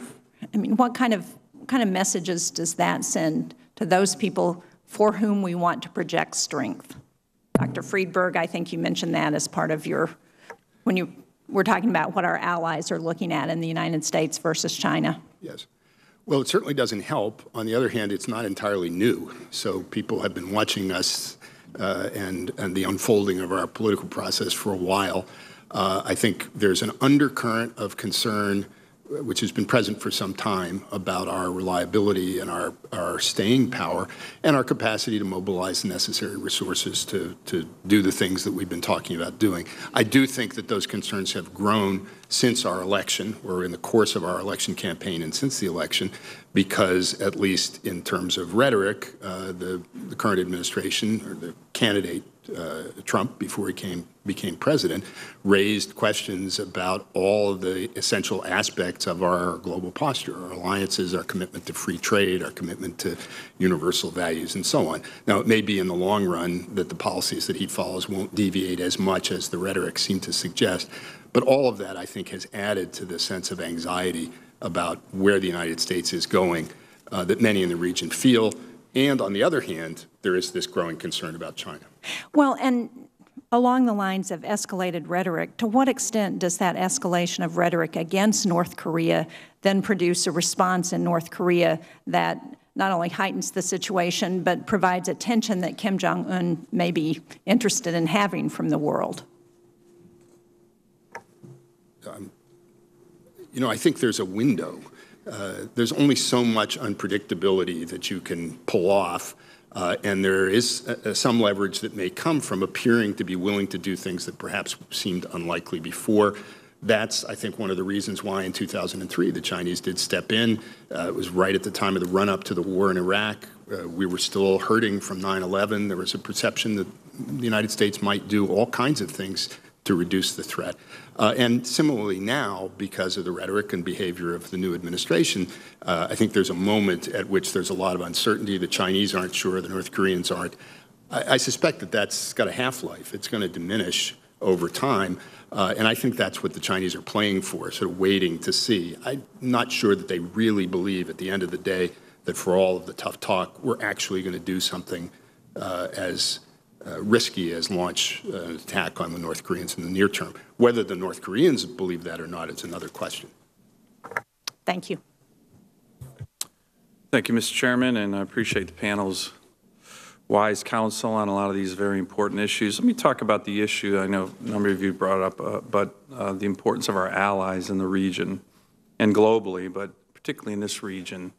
Would you all agree that one of the most important strategic advantages we have as a nation is that we're an ally-rich country, and that our adversaries or potential adversaries, whether it's China or Russia or North Korea or Iran, are ally poor? Would you all agree with that? Yes, absolutely. I mean, on the strategic balance sheet of assets and liabilities, our alliances are certainly on the asset column. And that the countries that don't have all the allies are consistently trying to undermine our alliances, whether it's China or Russia. Would you agree with that? So yes. Let me just ask a kind of broad-based question. You know, a number of us try to get out to the region a lot. We go to the Shangri-La Dialogue on a regular basis. You know, there's always this discussion about how China has this great long-term strategic vision, and they have the ability to see around the corners of history, and we don't have that capability. But when you're in the region, it certainly seems that their aggressive actions in the South China Sea are actually driving countries away from them towards us. And this isn't just our traditional allies. but it's countries like Vietnam, it's countries like India. So I think initially, I certainly, and I think some of our colleagues here had some concerns whether the Trump administration fully understood this strategic advantage when you watch the campaign. But now that they're in office, whether it's General Mattis's first trip as SecDef to the region or the Vice President's trip that he's finishing up here to the Asia Pacific, it certainly seems like they're focused on it. But are we doing enough? What more can we be doing to bolster this very, very important strategic advantage we have with regard to our deep network of allies, deepening it, expanding it, and making sure that the Chinese don't try to fracture it? What more can we be doing? I'll open that up to anybody. I think we need to be doing at least two things to start. First, we need to publicly commit to protecting the regime that we have built in Asia over the last 60 years. That this regime is not open for negotiation, that the United States will not walk away. So we need to put out red lines. You know, the Chinese put out red lines on Taiwan, on Tibet, but yet we don't seem to put out our own strategic red lines in the region. So you're saying with regard to our alliances, we should make that a strategic red line? Absolutely. And the second thing we need to do is we need to think of our alliances in exactly the way you described, as assets, not liabilities. And the third thing that I would emphasize is that the U.S. needs to avoid appearing wobbly. To the degree that we create uncertainties about our commitments to the region, it only opens the door for the Chinese to do exactly what you described.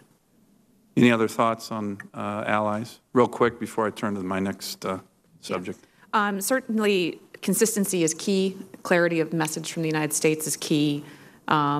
You know, bipartisanship on Asia policy is important. I think you have it for the most part. Yeah, I think it's actually pretty good. You know, initiatives like Maritime Security Initiative that this committee initiated last couple of years. I mean, those kinds of physical demonstrations of American commitment and interest in the region. But also, really, the United States needs to present an actual vision and a strategy. And I think at the heart of that, our goal needs to be that we want to ensure that the region is able to make choices on the economic side and on the security side independent of coercion. And that, for a lot of countries in the region, is the key. Let me turn to, speaking of, and Dr. Chow, I'll let you address this one first, but speaking of coercion and allies, the issue of China's actions in the South China Sea have been a concern of many of us on this committee. You know, Secretary Carter put forward a good policy. We'll fly, sail, and operate anywhere international law allows. The problem was the execution, in my view, was weak. It was inconsistent. It undermined credibility. This committee seemingly had to push, and push. When they actually did do their first fawn-up, they seemed embarrassed about it. The Secretary of Defense was right here. He wouldn't even admit it to the chairman. So what do we need to do with regard to fawn-ups? My view is they should be regular, so they're not newsworthy, and they should be done as possible with coordination with our allies, and they should not be done in terms of the way the Obama administration did them with regard to innocent passage. We're not asking for innocent passage. We don't recognize these built-up land masses. So what should we be doing to make sure we don't fall in the trap? Good policy, bad execution, undermine our credibility, in my view. With the new administration, what should we be doing on our policy with regard to fawn-ups? Dr. Chow, start with you, sir. Well, I think, Senator, you provided the solution right there, which is that we need to approach these things as standard, as non-political, as not big statements of policy. We should just do them quietly. And we've been doing them for 70 years, right? On a consistent basis, absolutely. And if I could say on your other question, I think, you know, I just finished writing a book on the history of the U.S. alliances in Asia, and they are very unique historical assets, as Dr. Friedberg said. The only thing I would add to everything my colleagues mentioned is that we need to network better our alliances. These are largely bilateral hub and spokes, and we need to build the tire around that hub and spokes, whether it's in terms of missile defense or collective security statements, things of that nature would be great value added for our alliances. Great. Anyone else on the FONOPS? I look forward to reading your book, by the way. So I'll send you a copy. So just quickly on the FONOPS, I completely agree they need to be more regular. If we make them more regular, then they become a little less peaked every time we do them. But they can't be the measure of our strategy in the South China Sea. Freedom of navigation and overflight is important to preserve, but it can't be the entire strategy that we have. And so we need to think about the long game, and that goes back to the maritime security capacity building initiatives that we have. It also means we need a real regional diplomatic strategy on the South China Sea so that the arbitral tribunal ruling actually has effect. That is where we actually missed a huge opportunity last year, was with the ruling and not really pursuing a real diplomatic effort at the regional level. We kind of backed off from it, tried to calm the waters, which was important at the time, but we never really followed through with an actual diplomatic game. I think we need to do three other things. The first is we need to conduct FONOP operations at the discretion of the PACOM commander. Yeah. I don't think they should be centrally controlled from Washington. And that gets you to where you want, which is regular, unpublicized, so on and so forth. The second is we need to stay away from innocent passage, because the moment you talk about innocent passage, you're actually reaffirming a particular Chinese view of its rights under UNCLOS, Exactly. which we have never accepted, and which the Western world, in terms of freedom of the seas, has never accepted. So we need to stay away from that like the plague. And the third is, as part of the strategy, we need to provide tangible reassurance to our partners, which means actually building up their capacity to stand up to coercion, which might mean enhanced training, which might mean providing them with weapons required, and ultimately backing it up with a constant U.S. naval presence in the area. Now, it doesn't have to be every day, but it's got to be regular enough that the regional states begin to feel comfortable that the U.S. is at least always around the corner. Great. Thank you. Thank you, Mr. Chairman. On behalf of Chairman McCain, Senator Hirono.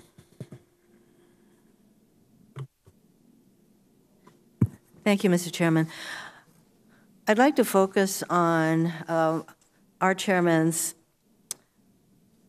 focus on this part of the world, and he's proposed a budget, an appropriation amount. So this has to do with APSI. So $7.5 billion of new military funding for U.S. forces, and perhaps this is a question for Ms. Magnuson and possibly one for Dr. Cha. So U.S. forces and their allies in the Asia-Pacific, and these funds could be used, as the chairman noted in his opening, to boost operational military construction, increase munitions procurement, enhance capacity building with allies and partners, and expand military exercises and other training activities to help combat the movement toward a basically Chinese influence throughout the Asia-Pacific region. So, Ms. Magnuson, how can this fund, this money and this initiative impact the U.S. role in the region? And how can we incorporate this initiative into a larger, more holistic Asia strategy that includes maintaining regional stability and improving diplomatic ties? Certainly. Well, I'm supportive of the initiative in part because we need to stem the bleeding. We're woefully behind in terms of what we need to be doing in the Pacific, in terms of our presence and our capabilities, our ability to, fill critical munitions gaps, prepare runways that are going to be necessary in the event of a conflict. I mean, it's stuff like that. And so this initiative, I actually think, is hugely valuable and fills a very important budgetary gap for the Pacific. So I would be supportive of it. But I think it goes back to the larger point of the United States needs to be seen strategically as investing in this part of the world.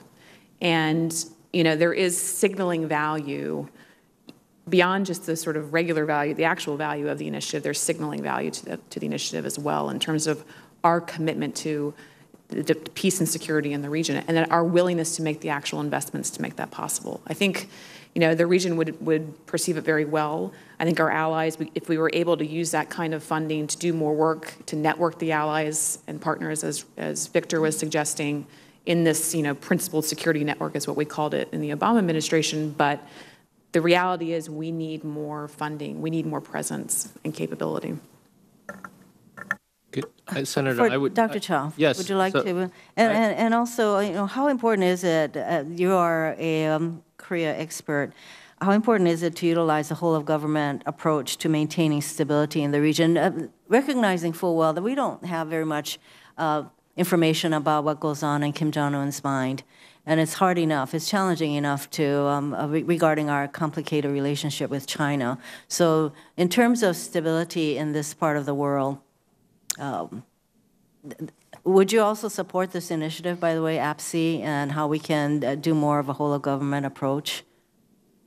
I mean, I think those two questions are completely connected to each other in the sense that our effectiveness in being able to get China to do more or to signal to North Korea the credibility of our deterrence or any of our policies greatly depends on whether the region sees us as committing to it and having staying power. As Aaron mentioned in his testimony, there is a grand game taking place in Asia today where the Chinese are trying to erode U.S. credibility, reliability, and resiliency in the region, and replacing it with the fact that they are there, they are big, and they have a lot of money in their pocket. And they really do engage in a whole-of-government approach in this area. Yes, yes. And so there could not be a single more important signal of U.S. staying power in the region than something like APSI that is investing in the things that constitute the U.S. security presence in Asia. And I think that will then redound positively in terms of the credibility of our North Korea policy, the credibility of what we say to China. And would you, all of you agree that maybe our staying power is really continuing to show up? So I think it was important for Secretary Mattis to visit Japan and South Korea as his first official secretarial duties, but the continual emphasis and showing up part of the message that we have a commitment to this part of the world is an important aspect, as well as the practical parts about funding and resources. Would you agree, all of you? Okay. Ms. Magnuson, you mentioned that the Carl Vinson issue, that was a big screw-up. So how is the United States viewed right now in this part of the world? You can respond as well as the other panelists. Very briefly. Well, I wouldn't say that the Vinson issue should be determinative of how we're viewed in the region, but our credibility is our currency.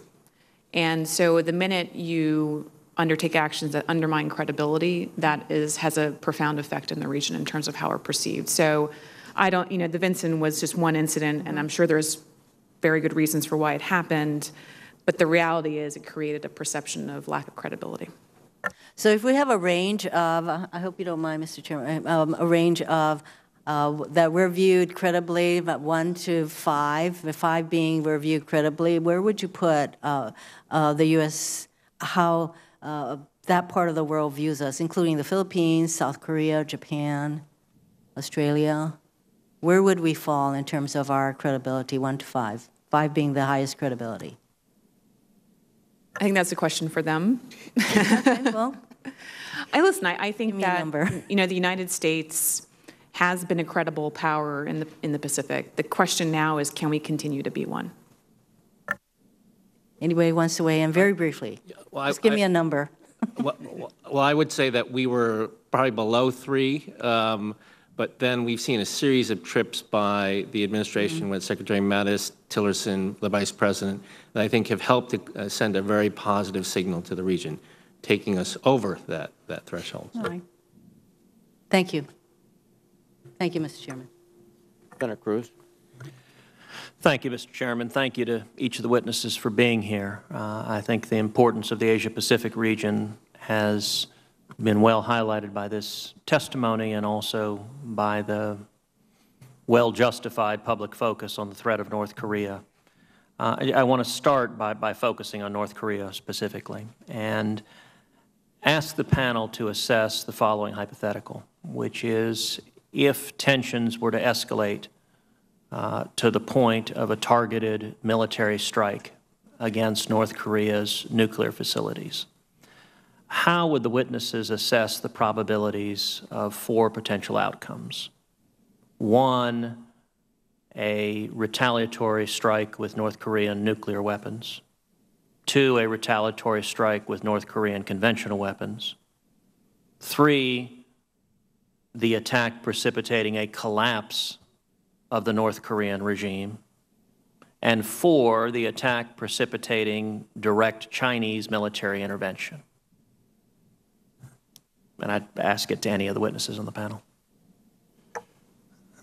I think it would depend, I guess, in part on exactly the character of the strike. And we had talked a little bit about that earlier, whether the regime would perceive it as something that was intended to be surgical or as the forerunner for an attempt to overthrow it. Obviously, the more the regime worries that the United States and the South Koreans are now coming to get them, the more likely it is that they'll let loose. But let's assume the strike was targeted at taking out nuclear facilities. Yeah. I don't think the prospect in the near term of collapse would be very great because there wouldn't be anything directly that had been done to weaken the regime. I would think the likelihood of conventional response would be very high. I would put the likelihood of a nuclear response somewhat lower because then all bets would be off. And as far as Chinese intervention, I would think that that would be unlikely unless and until the Chinese leadership believed that the regime was about to collapse and North Korea was about to fragment and South Korea and the United States were moving forces towards their border. I don't think they would do it unless those conditions had been met. Senator, I used to think that the response would be conventional, that they have 10,000 artillery pieces, that they would use those. But these days, looking at the character of North Korean missile testing, my guess is that the response would actually be on Japan to try to split the U.S.-Korea alliance from the U.S.-Japan alliance. Because at least the character of their testing recently has been focused on demonstrating an ability to target with ballistic missiles all U.S. bases in Japan, flying missiles within 200 kilometers of the Japanese shoreline. So that's what I think that they would do, and I'm not clear if the attack itself, as you describe it, would be able to eliminate all of their nuclear facilities, because I don't think we know where they all are. I'd agree with Victor. I think that they would definitely go after Japan. I disagree a little bit with Aaron on the Chinese intervention point. I actually do think the Chinese could potentially try to intervene just to preserve stability on their flank. What that looks like and how that materializes, I don't know. But I don't think that the Chinese would just sit back, even if it was a targeted strike. Now, the thing that would change that might be whether or not in advance we could get the Chinese to hold back. But I still have extreme doubts that they would do that. I suspect the likelihood of a nuclear retaliatory response is relatively low because we would still have the capacity to have escalation dominance in that scenario. I think a conventional retaliation is inevitable, and it would be aimed both at South Korea and Japan in order to communicate the credibility of the North Korean leadership and its determination to protect its survival, as well as to split the alliance. The key question about China really hinges on whether the Chinese see the targeted attack as really being the first phase of air-ground action to follow. And if they perceive air-ground action to follow, then it's almost certain that they would intervene to try and prevent this from escalating further. In y'all's assessment, short of military action, how much positive impact could China have in reining in North Korean hostilities? And what would it take for China to exercise its influence and power?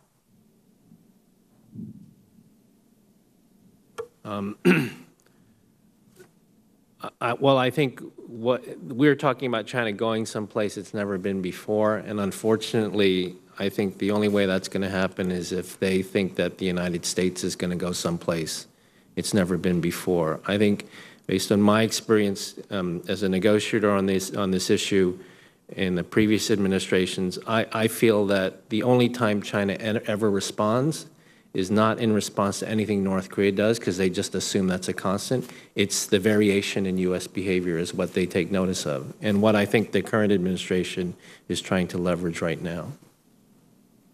So what U.S. behavior do you see as maximizing China's beneficial influence on North Korea? Well, I think the United States right now is trying to signal a combination of muscularity, unpredictability, and decisiveness all at the same time, largely because they feel like the past administration was 8 years of predictability and indecisiveness. And that's a hard thing to manage. I think it's hard to manage all those things because there are conflicting signals, but they seem to be trying to walk that line right now. If you ask what would be the sort of outer limit of what China could do, assuming that it was willing to do almost anything, it could bring North Korean economy to its knees. It's pretty close to that already. It could cut off the flows of funds that go across the border into China, into North Korea, partly from the so-called illicit activities that North Koreans engage in. It could interdict components that flow into North Korea through China that support the special weapons programs. It could do a lot. Now, the question is what might induce them to do that? Seems there are a number of possibilities. One is the prospect that the United States was, as Victor suggests, going to do something really drastic that could have catastrophic consequences. They would have to believe that, and I don't think at this point they do.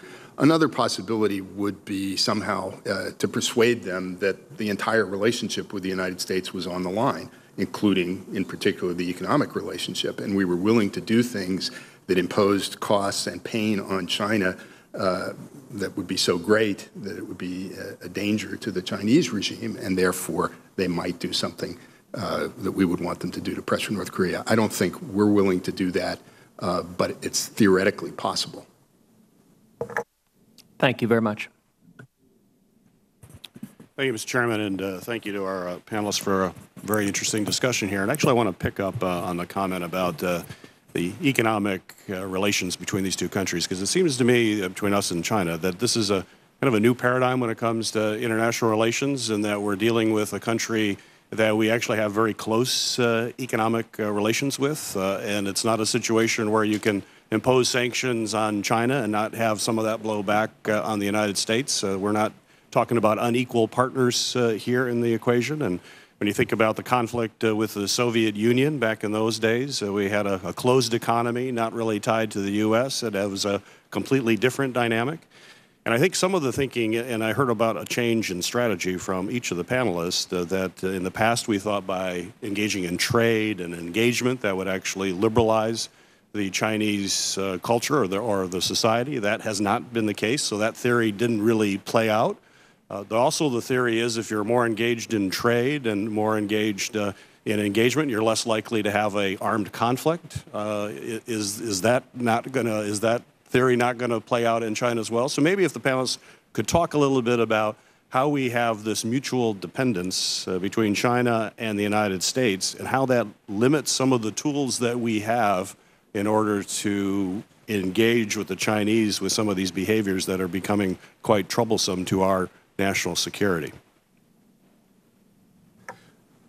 I think you're right that it's a new paradigm, but it's not unique historically. In fact, what's unusual was the situation that prevailed during the Cold War, where we engaged in strategic competition with the Soviet Union, but traded very little with them. Right. Historically, it's been more typical for countries to have both economic relations and strategic interactions, and it hasn't always prevented war. Before the First World War, Britain and Germany were one another's leading or close to leading trading and investment partners, but in the end, geopolitics overwhelmed economics. Just the other thing I would say is that the economic relationship between the United States and China is not entirely equal. In certain respects, it appears that China has been getting the better side of that deal. The Chinese have also been exploiting the relationship to promote not only the growth of their economy, but the development of their military capabilities. The last thing I would say is that I think in the long run, the Chinese hope to diminish their dependence on economic interaction with the United States so as to increase their strategic independence. They can't entirely eliminate it, but I think they believe that they passed through a period when in fact they were so dependent on American capital and American markets that they were constrained strategically. They'd like to move away from that in the long run. I just add a couple points. I think it would be a mistake to set the bilateral relationship with China above our interests. And we cannot make the preservation of that relationship our objective. So that's the first point, which I think, it has created complications for American policy on China for quite some time now. The second thing I would say is that we should avoid issue linkage in the relationship. I think that's very dangerous. So, for example, getting the Chinese to put pressure on North Korea, therefore we back off on, say, the South China Sea or pick another issue set like Taiwan. That would be a tremendous mistake because the region is watching that and they're looking for signs that the Americans are going to sacrifice their interests. So in the context of the broader relationship, I think your point is right. It's a big relationship that has a lot of kind of elements of competition and cooperation, but we have to be clear-eyed about what our actual interests are in the context of that. I would just add one other point to that. Security competition is complicated in the context of economic interdependence. There's no getting away from that. But the fact is the balance of risks that North Korea poses to the United States and China are different. The risks to the United States as a result of North Korean behavior are far greater. Where the balance of interests are concerned, they're parallel. China has an interest in avoiding an explosion on the peninsula. The United States has a comparable interest. So because the balance of risks are greater for us, I think it really behooves China to do whatever they can to push the North Koreans, at least in the near term, to the negotiating table, and then give diplomacy a chance to figure out what can be put in place to at least buy some time until we can get our hands around more permanent sorts of solutions. Senator, the only thing I would add to these very good comments is that you mentioned in your question the role that potentially greater economic interdependence could have in mollifying states' policies in the region. And I think while many of us teach those theories in the classroom, what's been very clear in Asia is that China's growing economic interaction in the region has not had a mollifying impact on their foreign policy. It has actually made them leverage that economic tools to their benefit in very draconian ways, whether it is economic sanctions against South Korea over THAAD, or its tropical fruits from the Philippines, or its rare earth minerals to Japan. There's a very clear pattern of how China uses economic leverage, uses economic interdependence in ways that are not one would not consider very productive for overall peace and security in the region. Great. Thank you very much. Dr. Cha, is that right, Cha? Okay. If nothing changes, is it just a matter of time until North Korea has a ICBM that can hit America with a nuclear weapon on top? Yes, sir. I think that's true. It's just a matter of time if nothing changes. Why do they want to achieve that goal? I think there are a couple of reasons. One is a desire for their own domestic narrative. This current leader has none of the mythology of his father or his grandfather. So he needs some big thing that he can point to because he doesn't have the economy or anything else to point to. The other is that it's part of a military strategy to be able to deter the United States from flowing forces and aiding our allies in the region. Do all of you agree with that assessment? Let the record reflect a positive response. So in many ways, the Korean War is not over for North Korea in their own minds. Is that fair to say? I think that's right, sir. I mean, they literally believe that we're going to come in on any given day and take their country away from them. Is that fair to say? I certainly think that's the justification to their own audience of what they're pursuing. Yes. How would you say the regime treats its own people on a scale of 1 to 10? 10 being very bad. 100. Okay. I think it's about the worst human rights violator in the world today. So here's the dilemma for the United States. We have the worst human rights violator in the world about to acquire a missile to hit the American homeland. Do you trust North Korea not to use it one day? I think there's always hope that deterrence works as it had worked during the Cold War, but that assumes rationality on the part of all actors, and we can't assume that in North Korea's case. In terms of threats to the United States coming from Asia, what would be greater than North Korea with a missile and a nuclear weapon that could hit the homeland? I can't think of a more proximate threat to our security at this point. Do you believe that if the North Koreans believe that military force is not an option to stop their missile program, they will most certainly move forward? I'd be happy to give my colleagues a chance to answer, but I think that Dr. Tellis, is that true? So. I believe that's true, sir. Everybody believe that? Well, I believe that's true too, because if I were them, why would you? Because if you get there, you have an insurance policy, I guess, for regime survivability. All of you agree that China has the most leverage of anybody in the world regarding North Korea. Is that a fair statement? Is it fair to say they have not fully utilized that leverage up to this point? Do you believe that if China believed we would use military force to stop their missile program from maturing, they may use more leverage? Affirmative answer. What do you believe North Korea's view of the Trump administration and China's view of the Trump administration is regarding the use of force? Is it too early to tell? What's your initial impressions? I think it's too early to tell. From the point of view of China, this is part of a larger set of questions that they pose for themselves about which direction the new administration is going to go.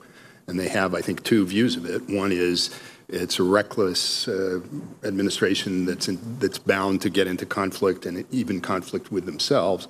On the other hand, there are those, and I think this is now a prevalent view, who believe that the President of the United States is a deal maker, he's interested in business, and it's possible to get along with him, but they have to get there, and they're concerned and uncertain.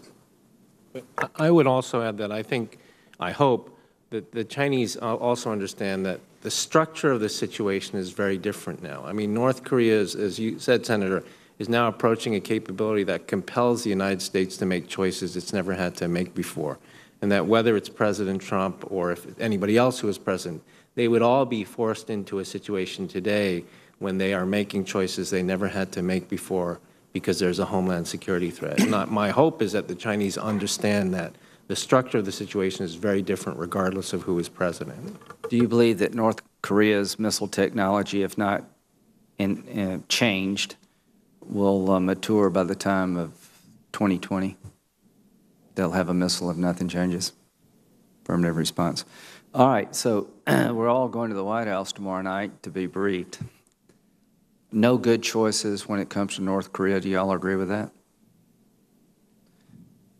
Would you agree that if there was a war between North Korea and the United States, we would win? Do you think North Korea understands that? We would win ultimately, but it would be extremely costly in the near term. More costly to them than us?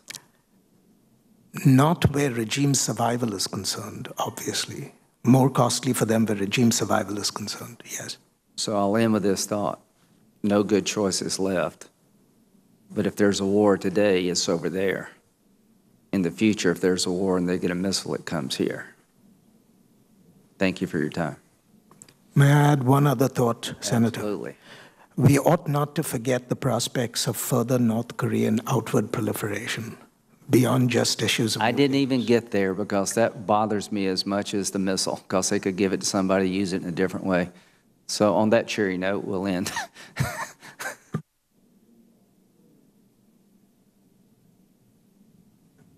Thank you, Mr. Chairman, and I'd like to thank all of you for being here today and for your very helpful and informative testimony. Right now, we have a nuclear submarine at South Korea. Dr. Freeland, how persuasive to the North Koreans are that kind of gesture or show of force, for lack of a better term, along with the Carl Vinson being in the area? Do they matter, or are they simply more provocative because it provides a larger platform, a more visible show on their part? I think the North Koreans have shown a great deal of sensitivity to our military activity and in conjunction with the South Koreans around the peninsula. They get very upset, military exercises and so on. So they're paying close attention and they notice what we do. The question is, how do they interpret that, and does it cause them to change their behavior? I think in the short term, probably these gestures have caused them to pull back a little bit. Maybe they would have gone ahead with the test a week ago if not for all the talk of U.S. forces flowing into the region. But in the long run, I'm not so sure that they actually believe that we're going to use those capabilities. I think they do have an effect on the North Koreans, certainly. I mean, this morning you saw that they had a big artillery exercise, live artillery exercise. So they are reactive to some of what we do. I do think, though, that the accumulation of it over time can have a kind of a numbing effect, frankly, on the dynamic. So they do react. It does get their attention, but they've also gotten a little bit used to some of these moves. Dr. Friedland, you made the point that the Chinese have played us, I think, to paraphrase what you said, for, to quote you, at least the last 15 years. Is there any prospect of these military exercises changing China's view? I think if the Chinese became persuaded, convinced that we actually were on the verge of initiating military action against North Korea, then they might behave differently. They might apply greater economic pressure, for example, to North Korea. But I don't think they are convinced of that, and they're uncertain. I also think that if it's perceived that we're making a big bluff, that has really serious credibility impacts for our strategy. And sending our fleet to exercises with Australia rather than to the area where we said they were going to do might undermine our credibility, correct? It was not a shining moment, Senator.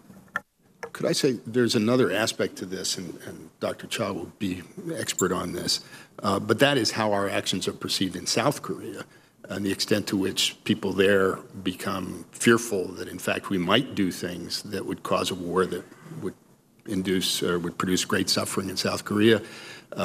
We have to be very careful that we're communicating our intentions, and people in South Korea, the leadership, but also public, perceive that accurately. Otherwise, we're going to do damage to our long-term relationship with one of our most important allies. Dr. Cha? Yes, I mean, I agree with that. I think for many in South Korea, it's sort of a dual-edged sword. On the one hand, they would like to see a stronger U.S. posture with regard to the North Korean threat, but then they don't want too strong a posture because then it looks like you're preparing for something else and not just deterrence. I would agree with what Kelly said as well. I think whether it's the submarine or the Vincent Strike Group, these things either as part of or related to the two sets of exercises, the major exercises the United States does with the ROC in the region are good. They show muscularity, but they do sort of have a numbing effect, and then you are then compelled to think of other things that would sort of negate that or create more of a sense that there's more than just posturing here. You know, one of the things that I've heard talked about is flowing more forces to the peninsula. But as I said, that could be a dual-edged sword. It could be seen as strengthening deterrence. It could also be seen as preparing for something else. And so there are a lot of very difficult angles to the problem that I think the current administration must deal with. And behind all of it, there's a danger of miscalculation, which is perhaps Absolutely. most frightening because it means that any kind of military conflict would not be on the terms that we want it, not consistent with a plan that we may prepare. It is precipitous and unexpected and therefore even more dangerous than military conflict would be otherwise. I entirely agree with that. Thank you. On behalf of Chairman McCain, Senator Warren, please. Thank you. And thank you all for being here and for this detailed and very helpful hearing. I just want to probe a couple of other points in a little more detail, if I can. Dr. Tellis, the U.S.-India relationship has evolved over the past decade from one of distance to a close strategic partnership. And in just the past few years alone, the Department of Defense has named India a major defense partner and established the Defense Technology Trade Initiative. But India famously values its non-alignment in foreign policy, and it has a long-standing relationship with Russia. Even today, Russia is India's primary arms supplier, and whereas the United States emphasizes restrictions on the use of force, Russian arms come with very few strings attached. So, Dr. Tellis, some have recently suggested that India is playing the United States and Russia against each other for its own benefit. Do you think that is true? And do you believe that this is something the United States should be concerned about? I think India will always have a relationship with Russia independent of the United States, for a very simple reason, that the Russians have been far more willing to provide India with strategic capabilities and strategic technologies of the kind that we would not, either for reasons of policy or law. But our objective with India has been more subtle than I think has been expressed often in the public commentary. The US has approached India with a view to building its own capabilities rather than seeking to forge an alliance. And the reason we've done that is because we believe a strong India aids in the preservation of a balance of power in Asia that serves our interests. And so our calculation has been that if India can stand on its own feet, and if India can help balance China independently, then that's a good thing for us, irrespective of what they do with us bilaterally. And I think that policy is a sensible one, and we ought to pursue it. Let me say one other thing about Russia. Mm-hmm. The Indians have come around to the recognition that Russia today no longer has the kind of cutting-edge capabilities that it did during the days of the Soviet Union. Mm-hmm. And two, that the Russians are not particularly reliable with respect to providing advanced conventional technologies of the kind that the US has. Mm-hmm. So while they want to keep the relationship with Russia in good repair because they have a substantial, the military capital stock from Russia, mm-hmm. They want to diversify, and the United States is number one on the diversification plan. Well, that is very helpful. I very much appreciate your perspective on this. And, with India as the largest democracy in the world and an important partner for us in the region, I think it is incredibly important to continue to grow the relationship in the years to come. Thank you. I have one other question, if I can, and that is, Ms. Magsamen, earlier you mentioned the missile defense. When we were talking about Korea, and that is clearly a critical part of our layered missile defenses. But what are the additional military measures specifically that we should be taking with our allies in South Korea and Japan in order to deal with the North Korean threat? I actually think the most important thing we can do is encourage trilateral cooperation, especially in the maritime space and in the regional missile defense space. We've been doing some of that over the last year. We've made a lot of progress. Of course, South Korea and Japan still have historic concerns with each other that have inhibited a lot of progress. I think that's changing, though, and I think the more the United States can get South Korea and Japan operating together, getting our systems talking to each other, is going to only improve our ability to defend ourselves. And so I think that's the most important thing that we can be doing right now. You saw that Carl Vinson is doing exercises with the Japanese. They're getting ready to hand off to the Koreans, I think, today. There's a sequencing there that's important, but we need to move past just a sequenced set of cooperation. We need to actually be doing more together on the water in particular. That's very helpful. I have a few seconds left. Would anyone like to add to that? Dr. Friedberg, Dr. Cha? Dr. Cha? The only thing I would add is I think we need another THAAD battery on the Korean Peninsula. Just by the way, North Korea can angle their missiles in a certain way. They can avoid one battery, so I think we need more than one. And I see lots of nodding heads. I take it that's a consensus position. All right, that's just very helpful. I think we need to signal to our allies that our commitment is firm, that it is unshakable, and that we are we are going to pursue appropriate ways to demonstrate that. Thank you. On behalf of Chairman McCain, Senator Kane. Thank you, Mr. Chair. I want to follow up on Senator Warren's questions about the U.S.-India relationship. Two of you mentioned in your opening testimony the importance of the relationship, and Senator McCain echoed that. One of you only talked about the Indo-Pacific, not the Asia-Pacific. Dr. Tellis, I thought that was interesting. The title of the hearing is about the Asia-Pacific, but you used the phrase Indo-Pacific. And about 2 years ago, virtually all of our DOD witnesses switched over to using Indo-Pacific largely in their testimony. The Indian military does more joint exercises with the United States than they do with any other nation. That's an important trend. That's a recent trend. I view probably Prime Minister Modi being in a BJP, the Congress party, has had that traditional non-alliance. This is a little bit of an evolution for them. Talk about what we should be doing to deepen that relationship, not only militarily, but it seems that a similarity between China and Russia is they both would like the U.S. less involved in the region, and they both seem to have an interest in undermining the sort of the brand of democracies generally and suggesting that authoritarian nations are just as good.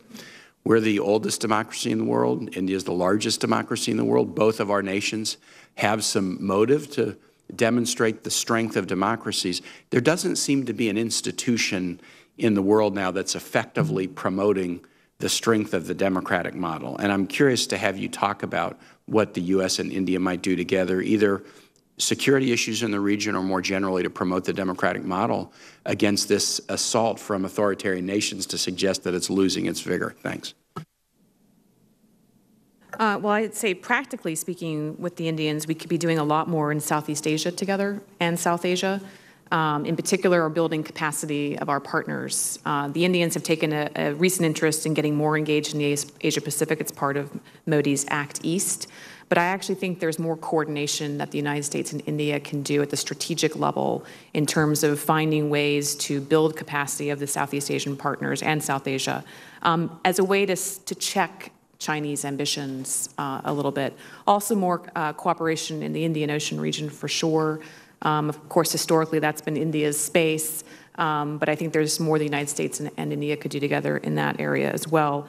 You know, we have a very successful exercise called Malabar that we do with India that, you know, invite the Japanese to. I think, you know, going back to the point I made earlier about, you know, networking our security relationships, you know, we should really try to press the Indians to also include allies like Australia into that exercise. The more that we in India can work together to expand this hub and spoke approach to the region, I think the better.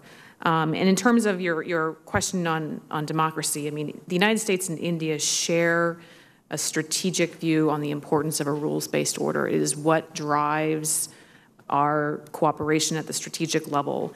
And I think the more that the United States and India are seen partnering together in initiatives in the region, the more it kind of has a bank shot on the democratic aspects. And there's more ways that we can speak together with a common voice about the importance of the rules-based order together. Senator, let me start by giving you a sense of what I think the fears and the uncertainties in Delhi are right now. They are concerned that the U.S. will not make the investments required to protect its preeminence in Asia. And if that concern grows roots, then their willingness to bet on the U.S. relationship diminishes. They're also concerned that the U.S., for tactical reasons, might reach a condominium with the Chinese.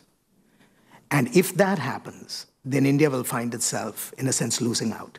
So the immediate challenge that we have with India is to reassure it that the U.S. will continue to remain the security guarantor of the Asian space writ large. And by that, I include both the Indian Oceans and the Asia-Pacific. The second point I would make is that they see the strategic challenges immediately as arising from China. And so whatever we can do to help them cope with those emerging strategic challenges are the things that advance our common interests.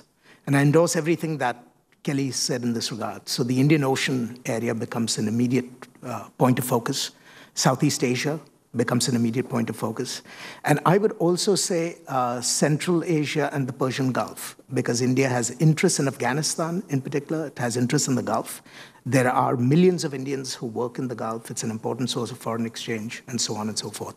So those are three areas where we can continue to do work in terms of broader defense cooperation. Senator Warren already alluded to the defense technology and initiative that was started by Secretary Carter. I think we ought to pursue that because it really meets an important need, and I hope the new administration doubles down on support. The final point I would make with respect to democracy promotion, the Indians are actually very eager to work with the United States in democracy promotion, but not at the high end, at the low end. They're more interested in working with us in building institutions as opposed to changing regimes. They know they can't affect our choices with respect to how we deal with regimes. But getting the mechanics of democracy right, so helping countries conduct elections, having training programs for civil servants, helping them put together the institutional capacities to man democracy. That's where India has in the past been quite willing to work with us. And during the Bush administration, they worked with us on the Global Initiative of Democracy. It would be really unfortunate if we lost our appetite for democracy promotion at this point when you have a prime minister in India who is actually quite eager to work with us on democracy promotion collaboratively around the world. On behalf of the Germans, Senator King, please. Thank you very much. There are 8 other countries in the world other than North Korea that have nuclear weapons, and many of them have had them for many years. They've never been used, principally because of the principle of deterrence. So the question, based upon your testimony today, which is that a continued pursuit of nuclear weapons by North Korea is virtually inevitable, it will be very difficult to derail with anything short of devastating military confrontation, which we can discuss in a moment. Will deterrence work with North Korea just as it has worked with the rest of the world to keep us away from nuclear confrontation? Dr. Cha? So I think the hopeful answer is that it will. North Korea has been deterred from invading the Korean Peninsula again with armored divisions. So the U.S.-ROK alliance in terms of conventional deterrence has worked. So one hopes to assign some rationality to North Korean calculations because of that outcome. When it comes to but there are two things that are different. One is we're talking about nuclear weapons now, and two, we're talking about a different leader. Even if we assume that deterrence holds, nuclear deterrence holds, we still have two other problems. One is, as Senator Graham and Ashley mentioned, is outward proliferation. North Korea is a serial proliferator. Every weapon system they've ever developed, they have sold. And the real nightmare is non-state actors obtaining nuclear weapons for whom deterrence would not work. That's absolutely right. That's absolutely correct. And then the second concern is that because if deterrence holds at the nuclear rung of the ladder, there's also the possibility that North Korea will feel the United States is deterred, therefore it can actually coerce more at the conventional level, something that is known as the stability-instability paradox. And so I think there's a lot of concern that North Korea, even if it's deterred, will actually feel that it has more license to take actions at the conventional level to coerce others. You all have testified about the consequences of some kind of preemptive strike in terms of, and I think it's important to realize that Seoul is about as far from the DMZ as we are from Baltimore. And we're not talking about conventional, I mean, not talking about nuclear strike, we're talking about artillery. But let me ask the question another way, and perhaps this is best addressed to the intelligence community, but you may have views. Could we take out their nuclear capacity with a preemptive strike, or would it simply, there'd be enough left, you can't bomb knowledge, there'd be enough left to reconstitute it, and they would be even more determined at that point? Ms. Magnuson. I mean, the short answer is I don't know. But I do think that the question of permanence is important and what the objective of the strike would be. If it was to take out the program, there is, like, as you mentioned, the knowledge issue. Well, during our debate on the JCPOA, the intelligence community informed us that an all-out strike on the nuclear capacity of Iran would delay their program 2 years. That was a very important part of the debate. because that really makes that alternative less appealing, particularly when you layer on the response and the danger of confrontation with China. Any of the other have views on the feasibility of how far a military strike could go in terms of eliminating the capacity? Dr. Tellis, do you? I don't believe we have the capacity to eliminate the program in its entirety, which essentially means that there will be both residual assets and the capacity for reconstitution. And certainly the will, based upon having been struck. Correct. To change the subject slightly, one of the things that really concerns me about the situation that we're in now, which is one of the most dangerous I can remember in my adult life, is accidental escalation, misperception. We move the carrier group, we believe that's a message. They believe it's preparation for an invasion, and you get a response. Is that, you're all nodding, the record won't show nods. Dr. Friedman, your thoughts?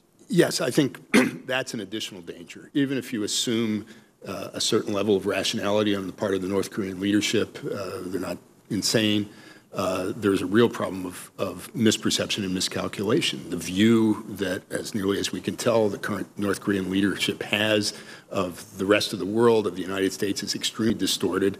I think they do believe that we're out to get them, and there are possibilities for interaction between things that we do and things that they do that could have unintended consequences. Do we have any direct communication with North Korea? The channel that the U.S. government usually uses is through the permanent mission to the UN in New York. But it's largely a messaging channel. It strikes me as that would be an important issue when you're in a situation where you don't want misunderstandings. That's when wars start, is misunderstanding, misperception of each side's moves. I agree, and I think to add to what Aaron said, it could be also a miscalculation that comes from someplace completely different. So in other words, we have data that suggests North Korea likes to target both U.S. and South Korean elections with provocations, and we have an election in South Korea May 9th. So it's entirely plausible the North Koreans could carry out something that's non-ballistic missile, non-nuclear, directed at South Korea that could also spin out of control. So miscalculation could come from a variety of different places. Well, I appreciate your testimony. Needless to say, we focused a great deal on North Korea. We didn't really talk as much about China. Graham Allison has a new book, Destined for War, that I think we all need to study, the Thucydides trap with regard to China. We could have an entire hearing on that. Thank you very much for your testimony. Thank you. Let me thank the panel for a very compelling testimony. Thank you very, very much. And on behalf of Chairman McCain, declare that the hearing is adjourned. Thank you.